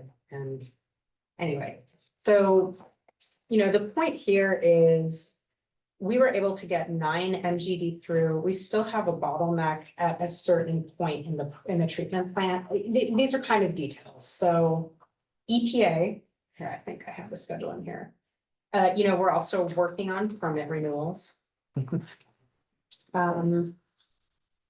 We won't tell you how long that's been in the works. No, it's, I think the point is that these major infrastructure projects, they're complicated. They have a lot of moving parts. They have a lot of financing. There's a lot of administrative oversight and burden with the loans. However, these are the best things we can do for utility rates, which is the #1 thing that we focus on. There's a number of environmental stakeholders, and the stakes are just coming. Because we're in the pre-basin rule, there's a lot of scrutiny, and what that means is a lot of consensus building. And it just takes a lot of time, and, you know, I guess it's easier to see this on the back end.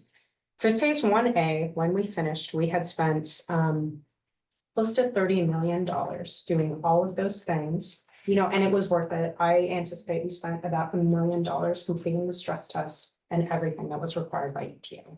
It was just about 18 months. I don't know, I think we have like 3,000 pages of data we submitted. And We have to do that again. I hope we never do. Well, I know you hope it hit me, but I mean, we have to do another. stress test? We never should have to do that Okay. again. We have a model, we have all this calibration. There are provisions in the consent decree where we can, you know, if we built an MBR, you don't really have to stress test that. They know this can process this much flow and this much load. No, but that's where we ended up with phase 1A, and sort of where we are right now. And I think I touched on this.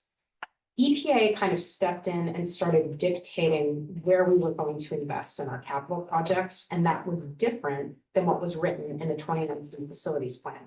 And so essentially what that meant is EPA wanted us to fix more pipes and keep more clean water and reduce the flow to the plant. And so we have to build slightly smaller facilities. And so that's been what we've been working on this whole time, is working those things out. Kelly covered a lot of these different pieces about the first moratorium being adopted in October 3rd, 2022. And we submitted our stress test results in September of 23. And none of us really knew how long it would take. But we had multiple rounds. I mean, it was, I swear we met with them every month and provided more information, and they finally released an opinion in April. So that's been the thing. It just, I know one of the things we've been criticized on is we haven't been very transparent, or things have taken longer, and it's easier to see this now, but even the number of stress tests we had to do, like the literature talks about 4 tests, we had to do 9. So it's like it's just been a longer, harder process for us. And but that's going to lead into the 190 ERUs. So the findings were, we still had a bottleneck in a certain element of our plant. Many people, when this peak flow is coming in, there's a storage basin we have. It's like a big pond kind of that we keep empty, and shunt flows there and hold it. And then when the storm passes, you process it through. This is good practice, and many people do this. Portland does this. The EPA was concerned that we might file, so they were just like, no, you can't get all your ERUs, but you could address a couple of these things. And we have a pathway to do a few more projects and release the next 190 ERUs. The council and the administration have been very, very good at getting us grants. So we have a 14.7 million ARPA grant. We also have a congressionally appointed $1 million EPA grant that we're working through. The grants aren't available forever, and the ARPA grant, everything in construction has to be bid and contracted by December 31st of this year. I have been very, very worried about that because there's a lot of big projects going on. There's not a lot of contractors. I believe Malala had a $60 million project out, paid for with ARPA grants. They got 0 bids. I think I mentioned that at council. It just, the whole contracting market, at least for infrastructure, has just been turned completely upside down. And so things are taking more time. There's less contractors available. So obviously we want to spend all our grant funds. We have worked with council to get a on-call roster of construction contractors. We issued an RFP. We were very fortunate. We got 2 contractors. And so we're trying to think ahead all the time. I am confident that we are going to spend all of that grant funds, and that grant funds is being allocated towards these particular projects, which will unlock the 190 ERUs. We are under design for these. We will have construction obligated in December. We're going to get this done as fast as possible. But because of how long it took to analyze the stress test results, what I'm telling people is about 3 years, I think. I'm hoping it'll be sooner, but it's just my anticipation that they're going to drag their heels and be very, very slow to analyze this. So that's 3 years for the additional 190 Yeah, ERUs. So those 190 would be able to be allocated for new development, new commercial, new industrial, new housing. And so that would have to be a big conversation, obviously, with the city council on how do you do an allocation program but these fair are, and legally. but this is the bucket, and it'll be coming as quickly as we can get this work done and submit it to EPA. I'm hoping faster than 3 years, but they're slow. But that's going to be, especially the 360 Second and Bell on the commercial development, everyone wants to see that's the bucket that will go towards that. And so, it was November of 22, I've been here 8, 9 months. I wasn't really sure what we were expecting from this phase 1 upgrade. I mean, I knew we were paused, and kind of the forecast I got was about 470 ERUs, which wasn't enough for the queue. And wastewater is not easy. It's a biological system. You're designed for this 5-year statistical return, but there's variables on it either end. It's hard to pin down one number. So I know this wasn't everything we wanted, but the major goal of mine was to, you know, make sure we cleared the litigation risk we were facing from the developers and just to open it up. So the city could have a pathway for growth where we could catch up with these other capital projects. And that's what we're doing, especially aligning with the grant funds. This is sort of a breakdown of the consent decree settlement. There's a number of different elements. We're in the capacity assurance program. The only reason I haven't checked that is, you know, they partially issued 570. When I complete a few more projects, they're going to give us another 190. So leaving that open.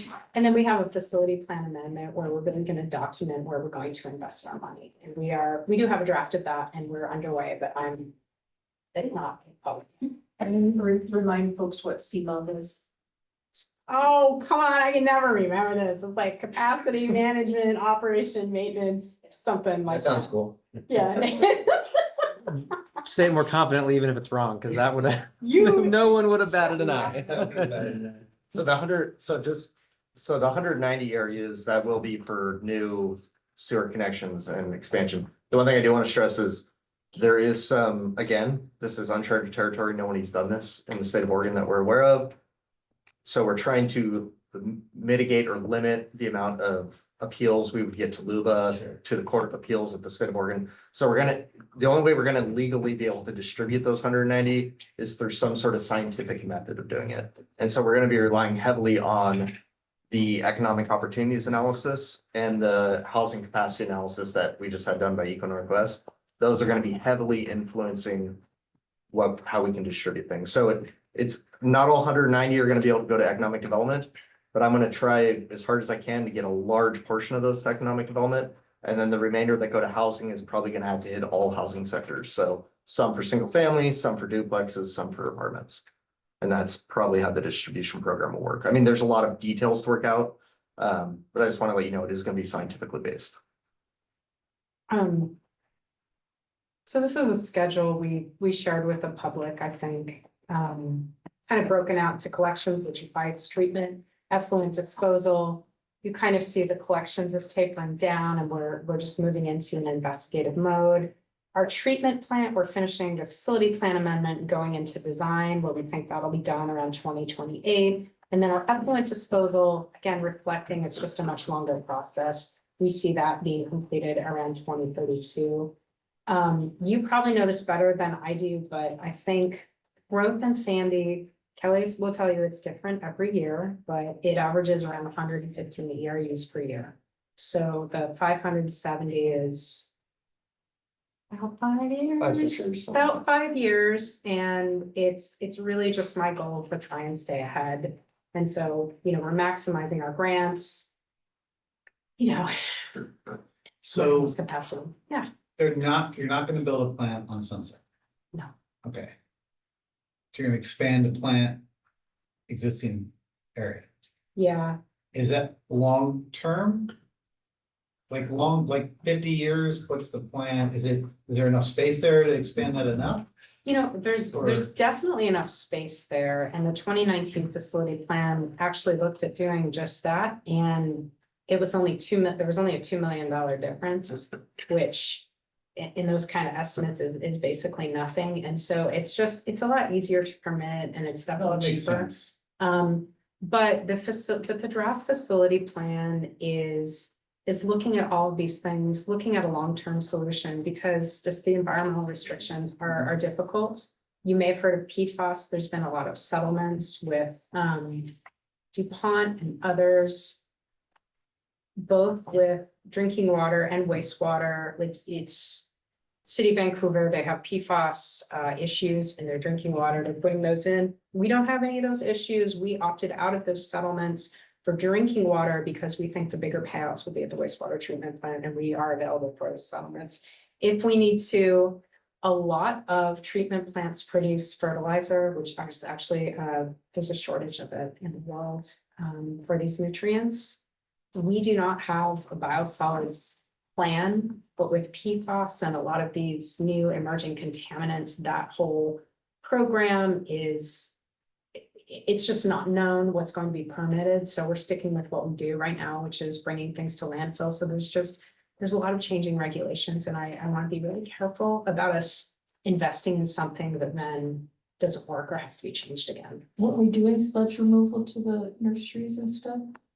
No, I think the city was historically, but the permits were allowed to lapse under a different contract operator, and then those were taken up by city Gresham. They're no longer available, but, it may be that most cities, do have to start going to the landfill the way we are, so we're gonna stick with that program for now until the regulations settle.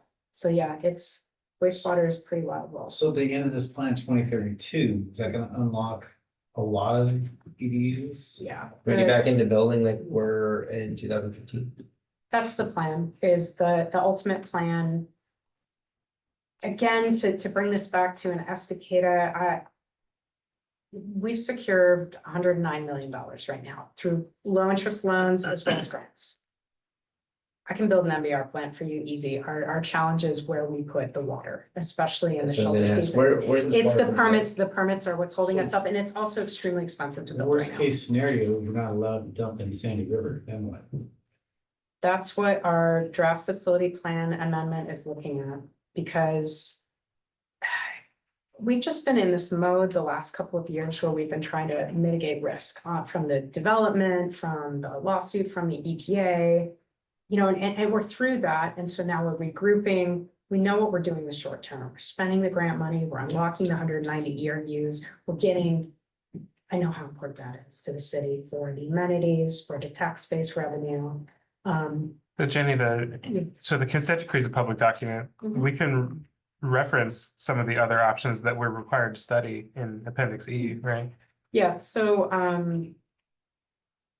we are looking at a number of different options, different types of treatment options. The previous 2019 facility plan also looked at us adopting the model of Happy Valley, which is pumping and piping to a regional treatment plant, including Water Environment Services as well as City of Gresham. We're also looking at that as an option. Just because you have to, if you don't Mhm. get the Sandy River, you, Well, well, hopefully you get the Sandy River. It'd be hard for them not, I mean, you know, people can sue and all that, but I mean. You know, you can't. What they have said is that you can't make cost a factor in all this, as if there's just a bottomless, you know, pit of money, which there isn't, and so. That's the concern that, you know, I think looking at the options is one thing, it's a 40, you know, if somebody wants to drop $100 million in our lap, we got all sorts of options, but. You know, but all the options are hugely expensive, and that's the problem right now. well, and what I would say is my approach has been to build trust with the regulators, like. We've had to educate them a lot in this process, like, this is not gonna cost this, like, we were told the stress test would cost $115,000 or something in $2015, but. What really ended up for us was here because of what they required.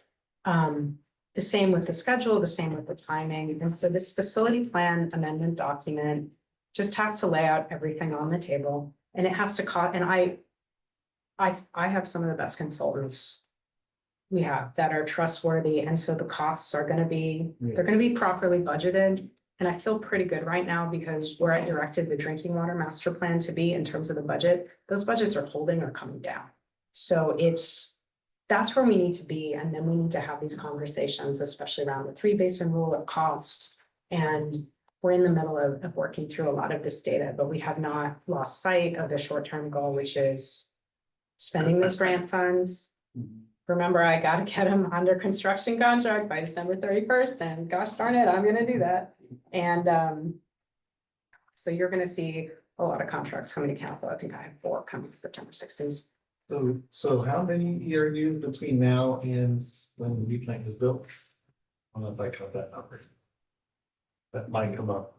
190. 190 in addition to what Kelly report. I know there's a lot of numbers.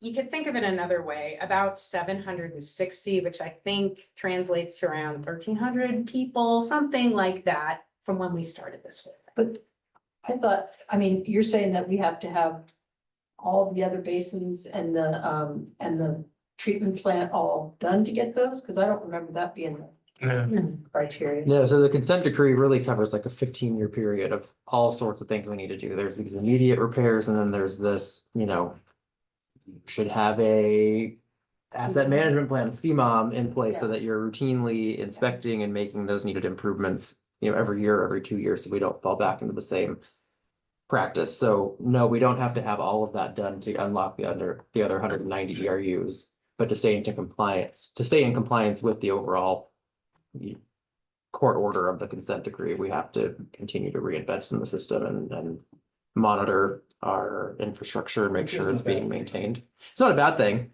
No, it isn't, so. It's just another, Thing. thing on the list of many things, right? How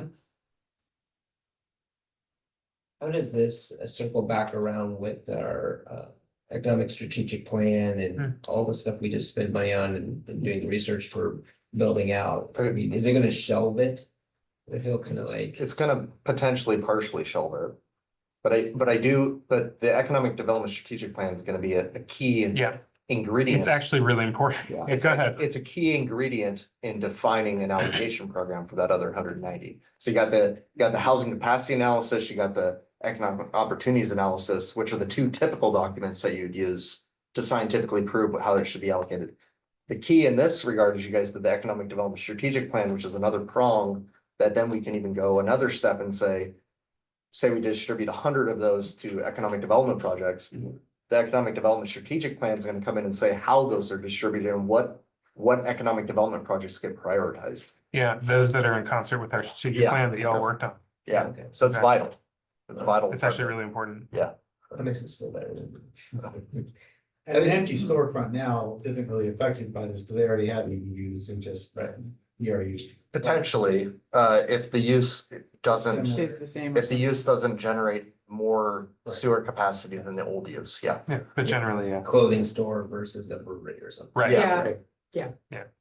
Does it make any sense with our changing priorities that we have to go back and look at the strategic plan that we created and in a set timeline and review the goals and objectives to see if there's any gaps or opportunities that are changing as our community needs are changing? Yeah. Yeah, it could be. That's a great It's suggestion. hard to go after a hotel when there's no way to. look at it. Yeah. I like I mean, that. the one thing in your strategic plan that is a phenomenal thing to go after and a very low water user is the metals fabrication. But to his point, the hotels, Yeah. it's useless to do that. Mhm, So that's something that gets shelved. What can we use that time for? mhm, That's where I was talking about looking at it again for gaps and opportunities based on the needs we have. mhm. Can I ask, in the, what was that, assisted living home that has had to close down? I don't know how many ERUs do you know offhand, but how many of those are That'd be like A lot. 30? 15 probably at least. It's 1 per 3 beds for something like that. Anyway, Yeah. I'm just curious about whether or not, depending on what happened, I mean, it's closed now, but that's an idea of, depending on what the proposal is there and the idea of a small hotel or something. like that. Oh. That's- Yeah, you that's- probably could accommodate something like that, yeah. For that particular location.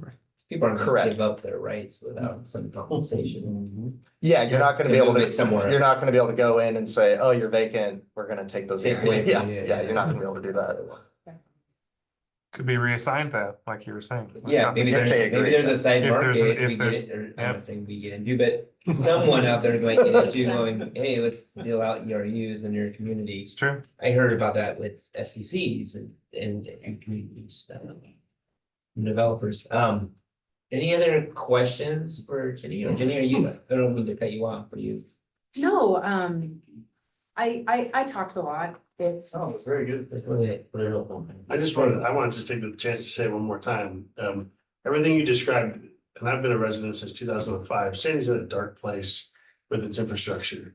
And we're in a dark place today, given our current environment, but we would be in such a deeper hole without your expertise, your team, your crew, your people. I'm not saying that lightly, the work that's been done behind the scene, and not just you, the entire staff.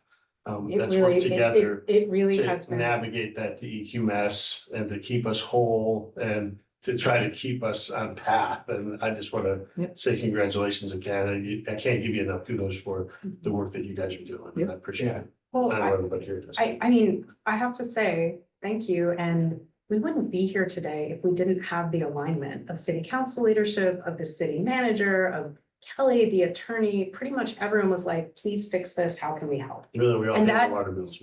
No, I know, Yeah. but that really makes a difference. It really does. I feel like it's easy to be on a political side, and I can say this because I was on the council, you know, just to kick the can down the road even farther and hide it behind things because it's not popular to do.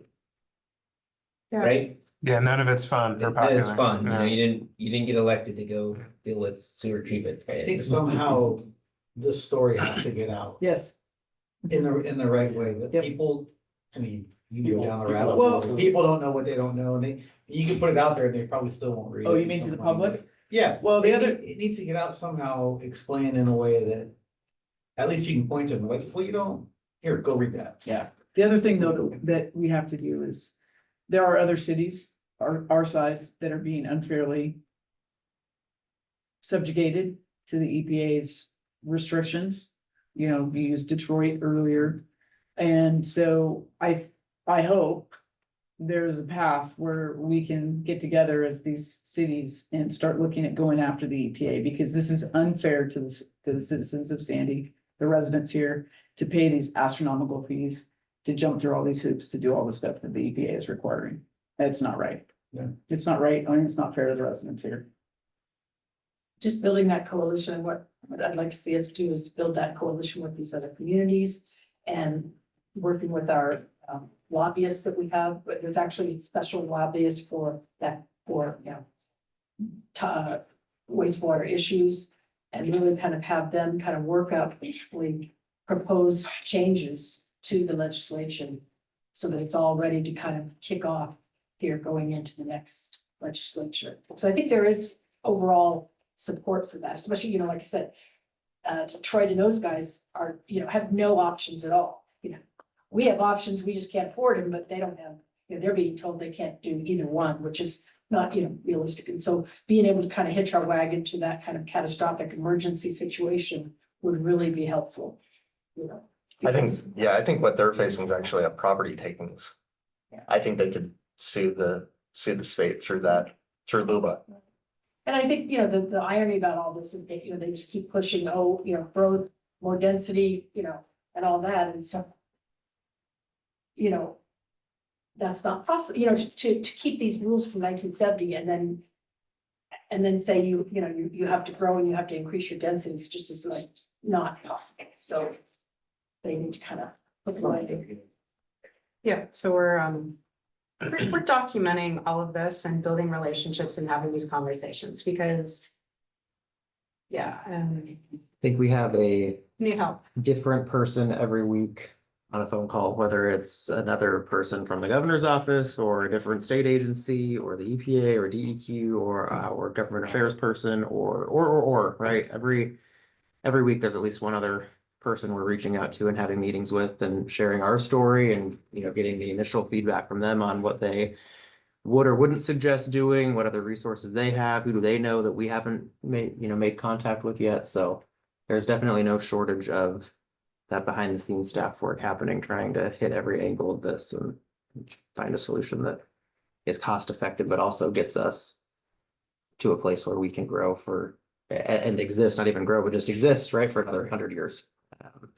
I think that, you know, and one of the things you've been saying, Tyler, is I think it's become increasingly evident, everyone agrees with this, that we can't just do this alone. It's gonna take Yep. a larger, you know, community and regional or even statewide effort. Well, thank you very much, and I'm always watching the time as the chair, and I appreciate people hanging in there. I hope this was helpful and educational, and we do have one more topic item that Kelly's here for, and I hope you'll be willing to stay with us here for doing that, but a review of what we had talked about earlier, some of our vacant piece of property and what may be going around the city economic development wise and then. Right. And then also another idea of, we might have for the EDA, the, um, uh, urban renewal boards projects. Things like that. I had warned you on that I one, can- but we can talk about it. Is Yeah, that on the Okay. agenda or? No, well, it's, is my communication that I've had with the Okay, staff, so, but if we could talk about what's going on in our development of. Around the city of Sandy, what's changed, for instance, the RV. sure, I mean, I lot can down try to there, hit it's on some empty properties. now, who bought it, what's going on there? Well, I'll The start with Smith that one. Building. We know as much as you do. They moved Fair out in the enough. middle of the night, it seemed like, and It all of a seemed like sudden, they just disappeared. and- they disappeared, yeah, We've They been in said under new contact with, ownership. Yeah, I thought Yeah. it was a new ownership plan and just vacate. so, yeah, nothing yet. I mean, they are under code enforcement violation for weeds and letting their landscaping die, and I think he's actually starting to pursue other code enforcement issues such as banners that have been out there for months now and different things, so that's as much as we know at this point. Is there a new Um, owner? I don't believe so. We So don't it know. hasn't oh. So what we believe happened, and I don't know this for a fact, because we don't get like, It's crazy, Updates? the city doesn't know, but yeah. well, It's not your because we fault, don't, we it's don't just get that there's included, no- we don't get included in the on middle of it. the It's like a night, need to know basis, right? Yeah. So I think what happened is the old property owner still owned it. But the RV dealership that came in, I believe, was under a lease to own contract. Oh. And then they just decided to bail and stop paying the lease. And so I think the old owner that owned, what was it called? Fun Time RV. So, I think he still owns the property, but I think he's out of the RV business. So yeah, we know as much as you guys do at this point. Okay, I had heard some rumor, you hear rumors all over, but like something like No, Johnson. there's Johnson RV bought. There's Front RV been, out, so or- there's been no new business license applied, no new sign permit applications, nothing. And we've communicated with them and they've told us nothing except that they'll tackle the weeds. So we'll reach back out to them again, probably in September and see what's going on, but you know as much as we do. So I also asked, like, you know, this has been several years now, but all of a sudden they were kind of filling up a bunch more RVs behind Walgreens there, behind car radio. Yeah, that's been, they've done that off and on all the way back when Jerry Carlson and his sister even owned the property. And I know that because I've looked at Google Earth imagery, Right, and yeah. there's like, there's RVs back there in the nineties, and then they disappear for years, and then they're back, and so. Right, but then there was, because you required them to pave and do all that stuff. For the to corner lot, expand it yeah. for the corner lot, and that. But not on this other one, and so I'm just kind of curious, and also just there was, you know, historically, I recall this was a variance that they got with some limits, and I asked you about it, Jeff, you said you kind of researched it a little bit. yeah, Kelly gave me some history on it. Yeah, But variances there's carry- two different, Variances carried with the property, and they complied with the requirements that were set by the planning commission. but So- the variance was on the east side, isn't that right? Mhm. And I think you were concerned about the west end of the property, and so there, we were kind of talking about two different areas here. Yeah, I mean, it's been used in that fashion for decades, so I think it would be, if we wanted to pursue them to, like the next owners to not do that, we probably could. But they might be able to legally challenge us on it. I don't know. Cause it would be like I mean, did their original variance cover that ground? they don't have the original RV park was just, that was an allowed permitted use in the downtown. And so, Sharing a satellite. view. Yeah. Yeah, no, yeah, so This isn't the place to debate it, well. No. I don't know what But I you're would like to asking more, exactly. some updates on a few other Yeah. properties as well. I mean, what I will end it on is, so when you have things that are not compliant for decades. A lot of times it's called like an unpermitted grandfathered use, and so it's really hard to go after that use. You can, and if they don't push back, then you can enforce it, but if they do push back. We might not be able to go beyond that, is I guess what I'll say. Yeah. So there's some other businesses La and Bamba, you know, as much as I do, it's just been sitting vacant for a decade now. We The old reached La out, Bamba. yeah, the old La Bamba, we've reached out to the owner several times. She did fix the roof, and other than that, nothing else. The building across the street here, the Smith Building, He's put a couple $100,000 into repainting and the roof, I think the roof alone cost 140 grand. To redo, he's stripped out the old non-compliant bathrooms, the mezzanine that was built years ago without a permit. He's repainted two sides, the other side has to get stucco repaired. And then we've been working with him and Burwood Design to build a retaining wall on Tupper Road and a sidewalk and then a parking lot in the back. So we need to get back in contact with him. He'll probably be seeking urban renewal funds, I'm guessing. That's what he's told us. And then what can go in there? I don't really know. That's kind of up in the air a little bit. So what was he used as last? The bike shop, and then after that, storage. Mhm. So as far as the ERUs are concerned, it might be a tough one to tackle. Yeah. He sort of changed his ideas a few times. Yeah, his original idea was to put a Wayfinder Brewing in there, but I just heard that Wayfinder Brewing went to Troutdale. Mhm. So I doubt that's on the plate anymore. Mhm. I don't think you could put them here anyway with the water. Mhm. Yeah, no, I It's agree. just- Yeah, yeah. yeah, I totally agree. Yeah, it would. That was an old idea. Yeah. I'm really glad I've been Yeah. here 6 years now. Yeah. And then he had a grocery store idea. I don't know. He's an ideas guy. He's a nice guy. But I haven't really seen anything happen. Although he has spent like 200,000 on the property. What The other new paint property? job I saw happen, and I know we were bringing this up, all right, when I was talking with David here earlier in the summer. That whole property down there by grocery outlet got repainted and Hmm, those buildings were looking yeah, and it's, nicer than they have in 30 years. and it's still not done yet. They have some more to do, but I'd say they're about 80% of the way there. They have to do the Napa building and the other building as well. And then they have some touch up to still do on the main building there. And then I do have a call into them per the council's directive or per the urban renewal agency's directive. To try to work with them on a larger urban renewal project, probably put some sandy style elements. I've been in contact with the property manager. He's waiting on the ownership in Texas. And then we'll be holding a meeting with them as soon as I can get them all on a Zoom call. But I'm just waiting on them at this point. They know the city urban renewal district's interested in partnering with them. We're just waiting on their side to get their ducks in a row so we can meet. They have a new Jamba and Indians pretzel. In that facility. There, that's really, The scooters, they got some money from the city to do their bathrooms. Is that- They have not yet. Yeah. They do have so we have, yeah, so for our facade, well, I'll just go through our facade and tenant improvement programs. We have toll gates still proceeding with their coverage structure. They had some issues with the steel manufacturer not cutting things at the right height. So it had to go back and forth like 3 times. But so that one's getting close to being done. We have the old VFW, the basement, which is gonna be called Sandy Underground. That also got a grant from the Urban Renewal District. I don't know how close there, but I heard September is like the soft opening date. We have the All County Surveyors Building, which received a grant, but they have not selected no, they have a contractor. They just haven't pulled any building permits yet to actually do the improvements. Seems like there's a 4th one. Does Oh, and everyone then- know where that building is? Lines at 11, right? Yeah. Yep, that's exactly where it is. And then we do have the old building that I was talking about earlier tonight that's going to get demoed on Pioneer by the old church and across from the liquor store. So that got a like $11,000 grant from the Urban Renewal District recently. And so we're gonna sign the contract. She's gonna have that demoed, I believe, by the end of the month. And then we have 3 other properties with applications in.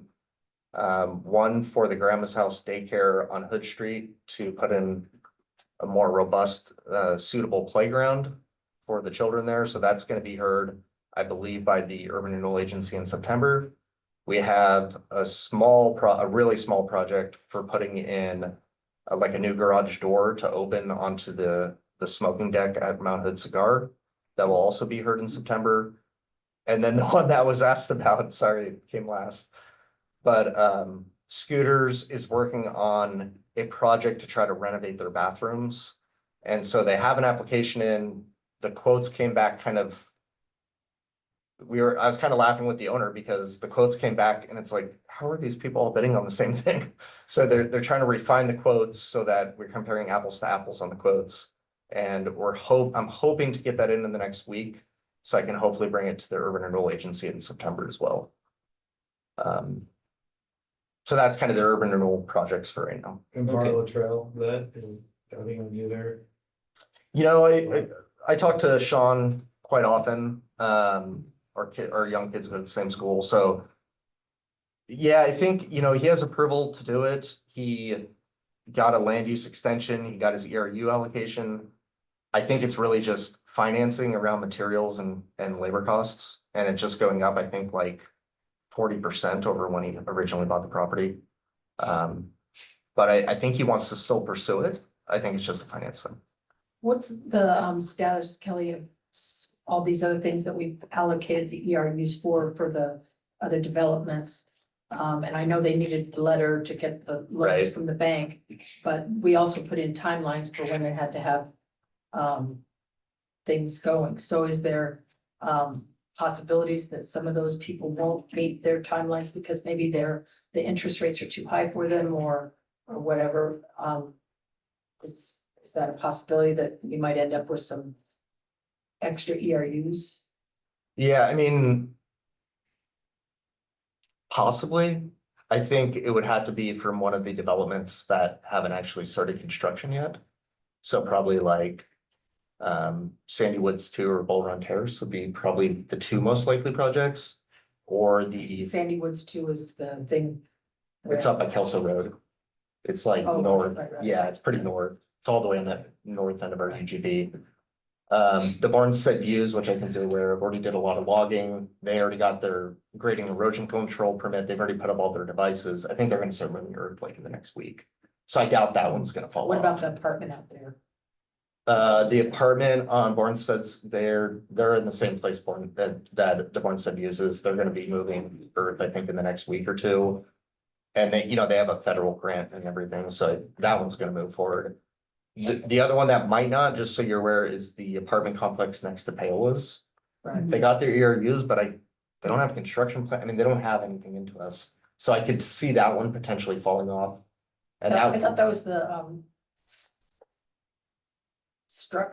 what do you call those storage thing? no, it would just be storage on the bottom floor, but for basically the tenants in the top 3 floors. It's actually a pretty cool project, and I think kind of potentially a cool urban design thing in our downtown area, but I could see that one kind of falling off, to be honest. They do own the property, but they haven't really invested a ton into it. So yeah, further on, we'd like, it'd probably be good to kind of get an update on, we're approaching deadlines and things like that to know. Yeah, I mean, there's also something in state statute, just so you're all aware, that if you spend a certain amount on a project, you're vested. So there are projects out there that we went through the ERU allocation so that we can have a tracking. But if you're along a certain amount, like with a subdivision, say you've platted it and you have all the lots of record, you still need the ERU allocation because that's how we have the moratorium set up. But it's not like we can just kind of yank the rug out from under the developer. No, but I mean, also, I'm saying we've been able to kind of say that, you can't wait 5 and 6 years to. No, but I'm saying by state statute, they have legal rights to develop their lot if they already have sewer connections, so. And I could talk more to that. If they to already the have council. sewer connections. Yeah, as far as like if the subdivision was constructed Right. and they put in all the sewer system. Right, yeah. Then they have some legal Yeah, if They haven't ability. even moved dirt. Correct, no, that would be That's different, kind of what I was. yeah, no, that would definitely be different, Let me ask one other question. The lot behind Dutch Rose that's been for sale, the little one there. what would be the opportunity or any incentive or whatever to have, to try to get that as a secondary access point for Dutch Rose because of the traffic issues that we have? I mean, they would have to, They would have to buy it. they own it, well, Dutch Bros doesn't own it, it's a different property owner. Yeah. So we have nothing to compel them to do And that. I thought there was resistance because I thought they tried to originally acquire that. That also the city code didn't want them to have access back onto Correct. the other street either. Yeah. Onto a local street. To Yes. yeah, and a local street having 2 sides, so Yes. there's also Yeah. city code restricting it from what they Really? did. We should look into Yeah, that. because a you'd little. have entrances and exits on both sides of the. Right, but it's such On a a local poop street. show now, you know, I mean, Yeah. that's an example where, you know, the code, I mean, So I had one more thing to ask you. The Urban Renewal Board, I guess recently suggested maybe that we be participants in doing a formal role in providing evaluation for some of the urban renewal grants. Yeah, so there was a journey to get to that suggestion. Trying to think of the most concise way to explain it. There used to be a urban renewal grant like review committee, for lack of a better term, and that went away. The Urban Renewal Board started reviewing and approving those grants without this committee. And we recently had a situation where a couple grants got very far through the process, got before the Urban Renewal Board.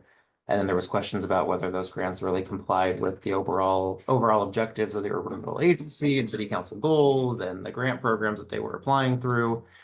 And so one of the ideas that was tossed around was using this board as sort of the preliminary, thermometer for whether or not it complied with the overall goals of the city's economic development purposes or renewal plan. If there was, general support from this group. And then assuming that's a yes, right, then staff works with those individuals or business owners, gets their grant application in, and then it goes to the Urban Renewal Board for final approval. And trying to find a way to integrate this board with some of that economic development activity, given that that's really what you're all sort of dubbed with doing. We don't have a formal proposal or outline of how this exactly would work yet, but it got brought up at the Urban Renewal meeting 2 weeks ago. Was that just last week? Sounds right. Last Yeah, week. Last week, a long week. So kind of wanted to, bring that up and at least have a brief conversation around how you all think that might work. But they also mentioned that there was need to take a look at the definitions of what the grant would apply to and looking at it from a broader lens. Because right now, what was written both to those projects- two both specific ones projects that fit. applied, they fit. Yeah. That wasn't the question. The question was, are we asking the right questions? Right. And because what we had intended that program to do and where we want to see that program go might be two different places. So we have to look at the overall strategic plan of that program to see if it should be looked at and then use this board. The recommendation I thought was to review those requests for approval to the urban renewal.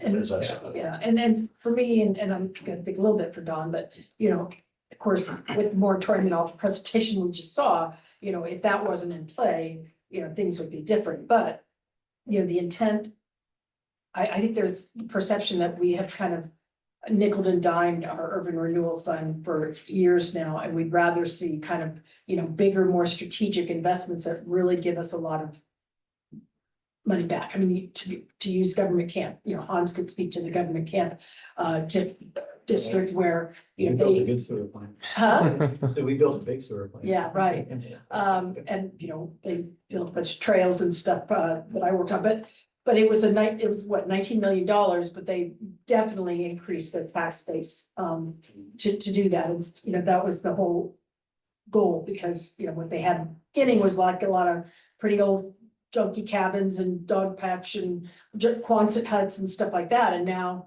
they've got, beautiful condos and all that. So that was the objective for the urban renewal. And so I think there's still a part to play for the facade improvements and that kind of thing. It's just kind of maybe trying to see if we can't do something more, that has kind of more bang for the buck. But again, we may be hampered with our situation. Yeah, and I would add that whatever's currently in application, like in process, like the 3 or 4 that haven't become for the board. I think for me at least, this is just my opinion, I think it's fair to let the process play out. They submitted their applications under the current program guidelines. They meet the guidelines. Now, that's not to say they can't be denied, but I think they should carry forward, go to the board, get approved or denied. and then that's that, and then we can rewrite the guidelines, but I think those need to play out. Well, I was That's just my doing, I opinion. was just doing the minutes. That was the consensus of the board, was to Yeah. bring them, so. Yeah, so I think it's a great idea. Let it play out wherever that sits, but to have the Economic Development Board really advising on the economic development aspects of things throughout the city.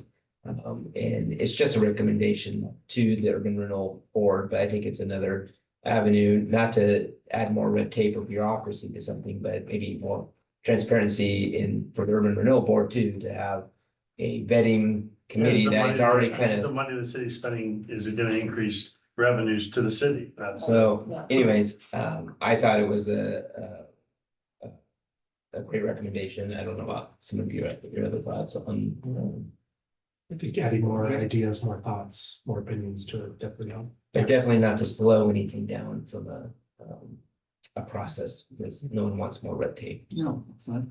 But I think it is a strategic and appropriate pathway for something like that. Oh, I did have one more vacant property, just real quick. The old gas station, the old 76 gas station. We did make them do a few things over there. I'm gonna be honest, it doesn't look phenomenal, This one but, right over here, by but they are meeting the code on most things. I think there's one thing I might be able to go after on it right now. But they told me they were gonna wait 2 years and see if there was a new tenant, gas station, that wanted to sign a long-term lease. I think that 2-year period's coming up in the next 3 or 4 months. So I'm gonna reach back out to them after that and say, did you ever get that tenant? Cause I doubt they will. And then try to start working with them on, what are you guys gonna do with this? Yeah. It's a Cause we don't, brownfield. it is a brownfield. That's I the think it has a problem, leak. leaky tanks. I Mhm. mean, you got a Dutch Brothers on the other one. So the Dutch Bros, they did actually give me the paperwork. It cost them about 360 grand to do the cleanup. That was already having it already. That was the in, process. that was in 2019, 2020 dollars. And you are correct. That was already partially mitigated. Yeah, no, it was Yeah, already yeah. like, hey, go do it. Yeah. Is there a quick question? Yeah. Chipotle, did I hear that might be coming in? Let's go. Let's go. It's Oh, the yeah. AT&T We're store. located at. With the old AT&T. Next to AT&T Burger store, King. yeah. Yeah, I think the Burger King's going out. Is it? I Oh, saw- Are they taking over Are they? Burger King? No, they're taking over the old AT&T site. Right, We yeah. built- yeah. But I was looking at the commercial listings today and that Burger King's listed. What's that? They're on out of Vancouver company, owns the Burger King. Yeah. I had a question, comment. So would it be beneficial to put together a list of vacancies and what their existing ERUs are so that businesses, owners, real estate agents can market this, like, okay, this is how many ERUs this facility has. And This is a so gold mine. these are It's got kind of the ERUs. potential, these Yeah. are kind of the potential uses you could do with Jack two it up if you want. ERUs or whatever. That's a great idea. Yeah, we That's could a great definitely, I can't say we'll have that complete like in the next couple of weeks, but we could definitely start working on that. I think that's a really good idea. That's a great Yeah. idea. There's a few, Some of them are gonna take research, like. I was gonna say, Well, there's yeah, a like few, you had to dig for there's the- a few old buildings, it might be difficult to do that, but I think the majority of what we talked about tonight could likely be done. Have you heard anything about the Happies? Yeah. I think it's for sale, isn't it? It is for sale. Uh, I don't think any buyers yet. Not that I'm aware Barrels of. is for sale. I was gonna say, then also Paola Paola's. shut down. I didn't know if you knew anything. That about did shut Paola's down. or what they're gonna do there. Yeah, for both of those sites, we have not received so the two big indicators we get are a sign permit Yeah. or a business license. Yeah. And usually the people with business license are really careful on not to disclose who the tenant is. The sign permit people usually are like, oh yeah, it's this, so usually it's the sign permit that triggers when we know. Well, yeah, and I think that's where, I know David in the past, and so you'll have to figure that out with staff is, going out and making those relationships with, and, cause it's back to, you're more friendly with someone, you're more apt to, share the news of whoever it may be versus being tightly. Also, and I know we're way over, and thank you for staying. I do appreciate that. Hopefully, if you learn a lot, Safeway is gonna be changing hands at some point. They're on the list to be sold. And, We already got an inquiry on that one, oh, you do? Yes. Okay. from a sign company and a business license. Oh, so you'll be, the, I asked Is it them, the is it world's gonna be the largest Piggly Trader Wiggly? Well, we think it might be the Piggly Wiggly, but we haven't got, they wouldn't confirm or Is that deny a that. grocery store? or is it a- That's like down in the south. That's who's buying They it. come up with a Yeah. goofier name, that's like I know. a pancake place. I was gonna say, is it a Right. pancake Yeah. place, the No, largest, it's- world's There's largest? a very popular chain. in I the know, South. Yeah, I It's a big know. deal. Yeah. It's not So- popular, so. So we did ask them and they didn't respond to it, but, we do believe it might be IGA, is who it's gonna switch to. Yeah. Cause that's what the Piggly Wiggly owners, that's what they own in They're the, trying to get out to the West Coast.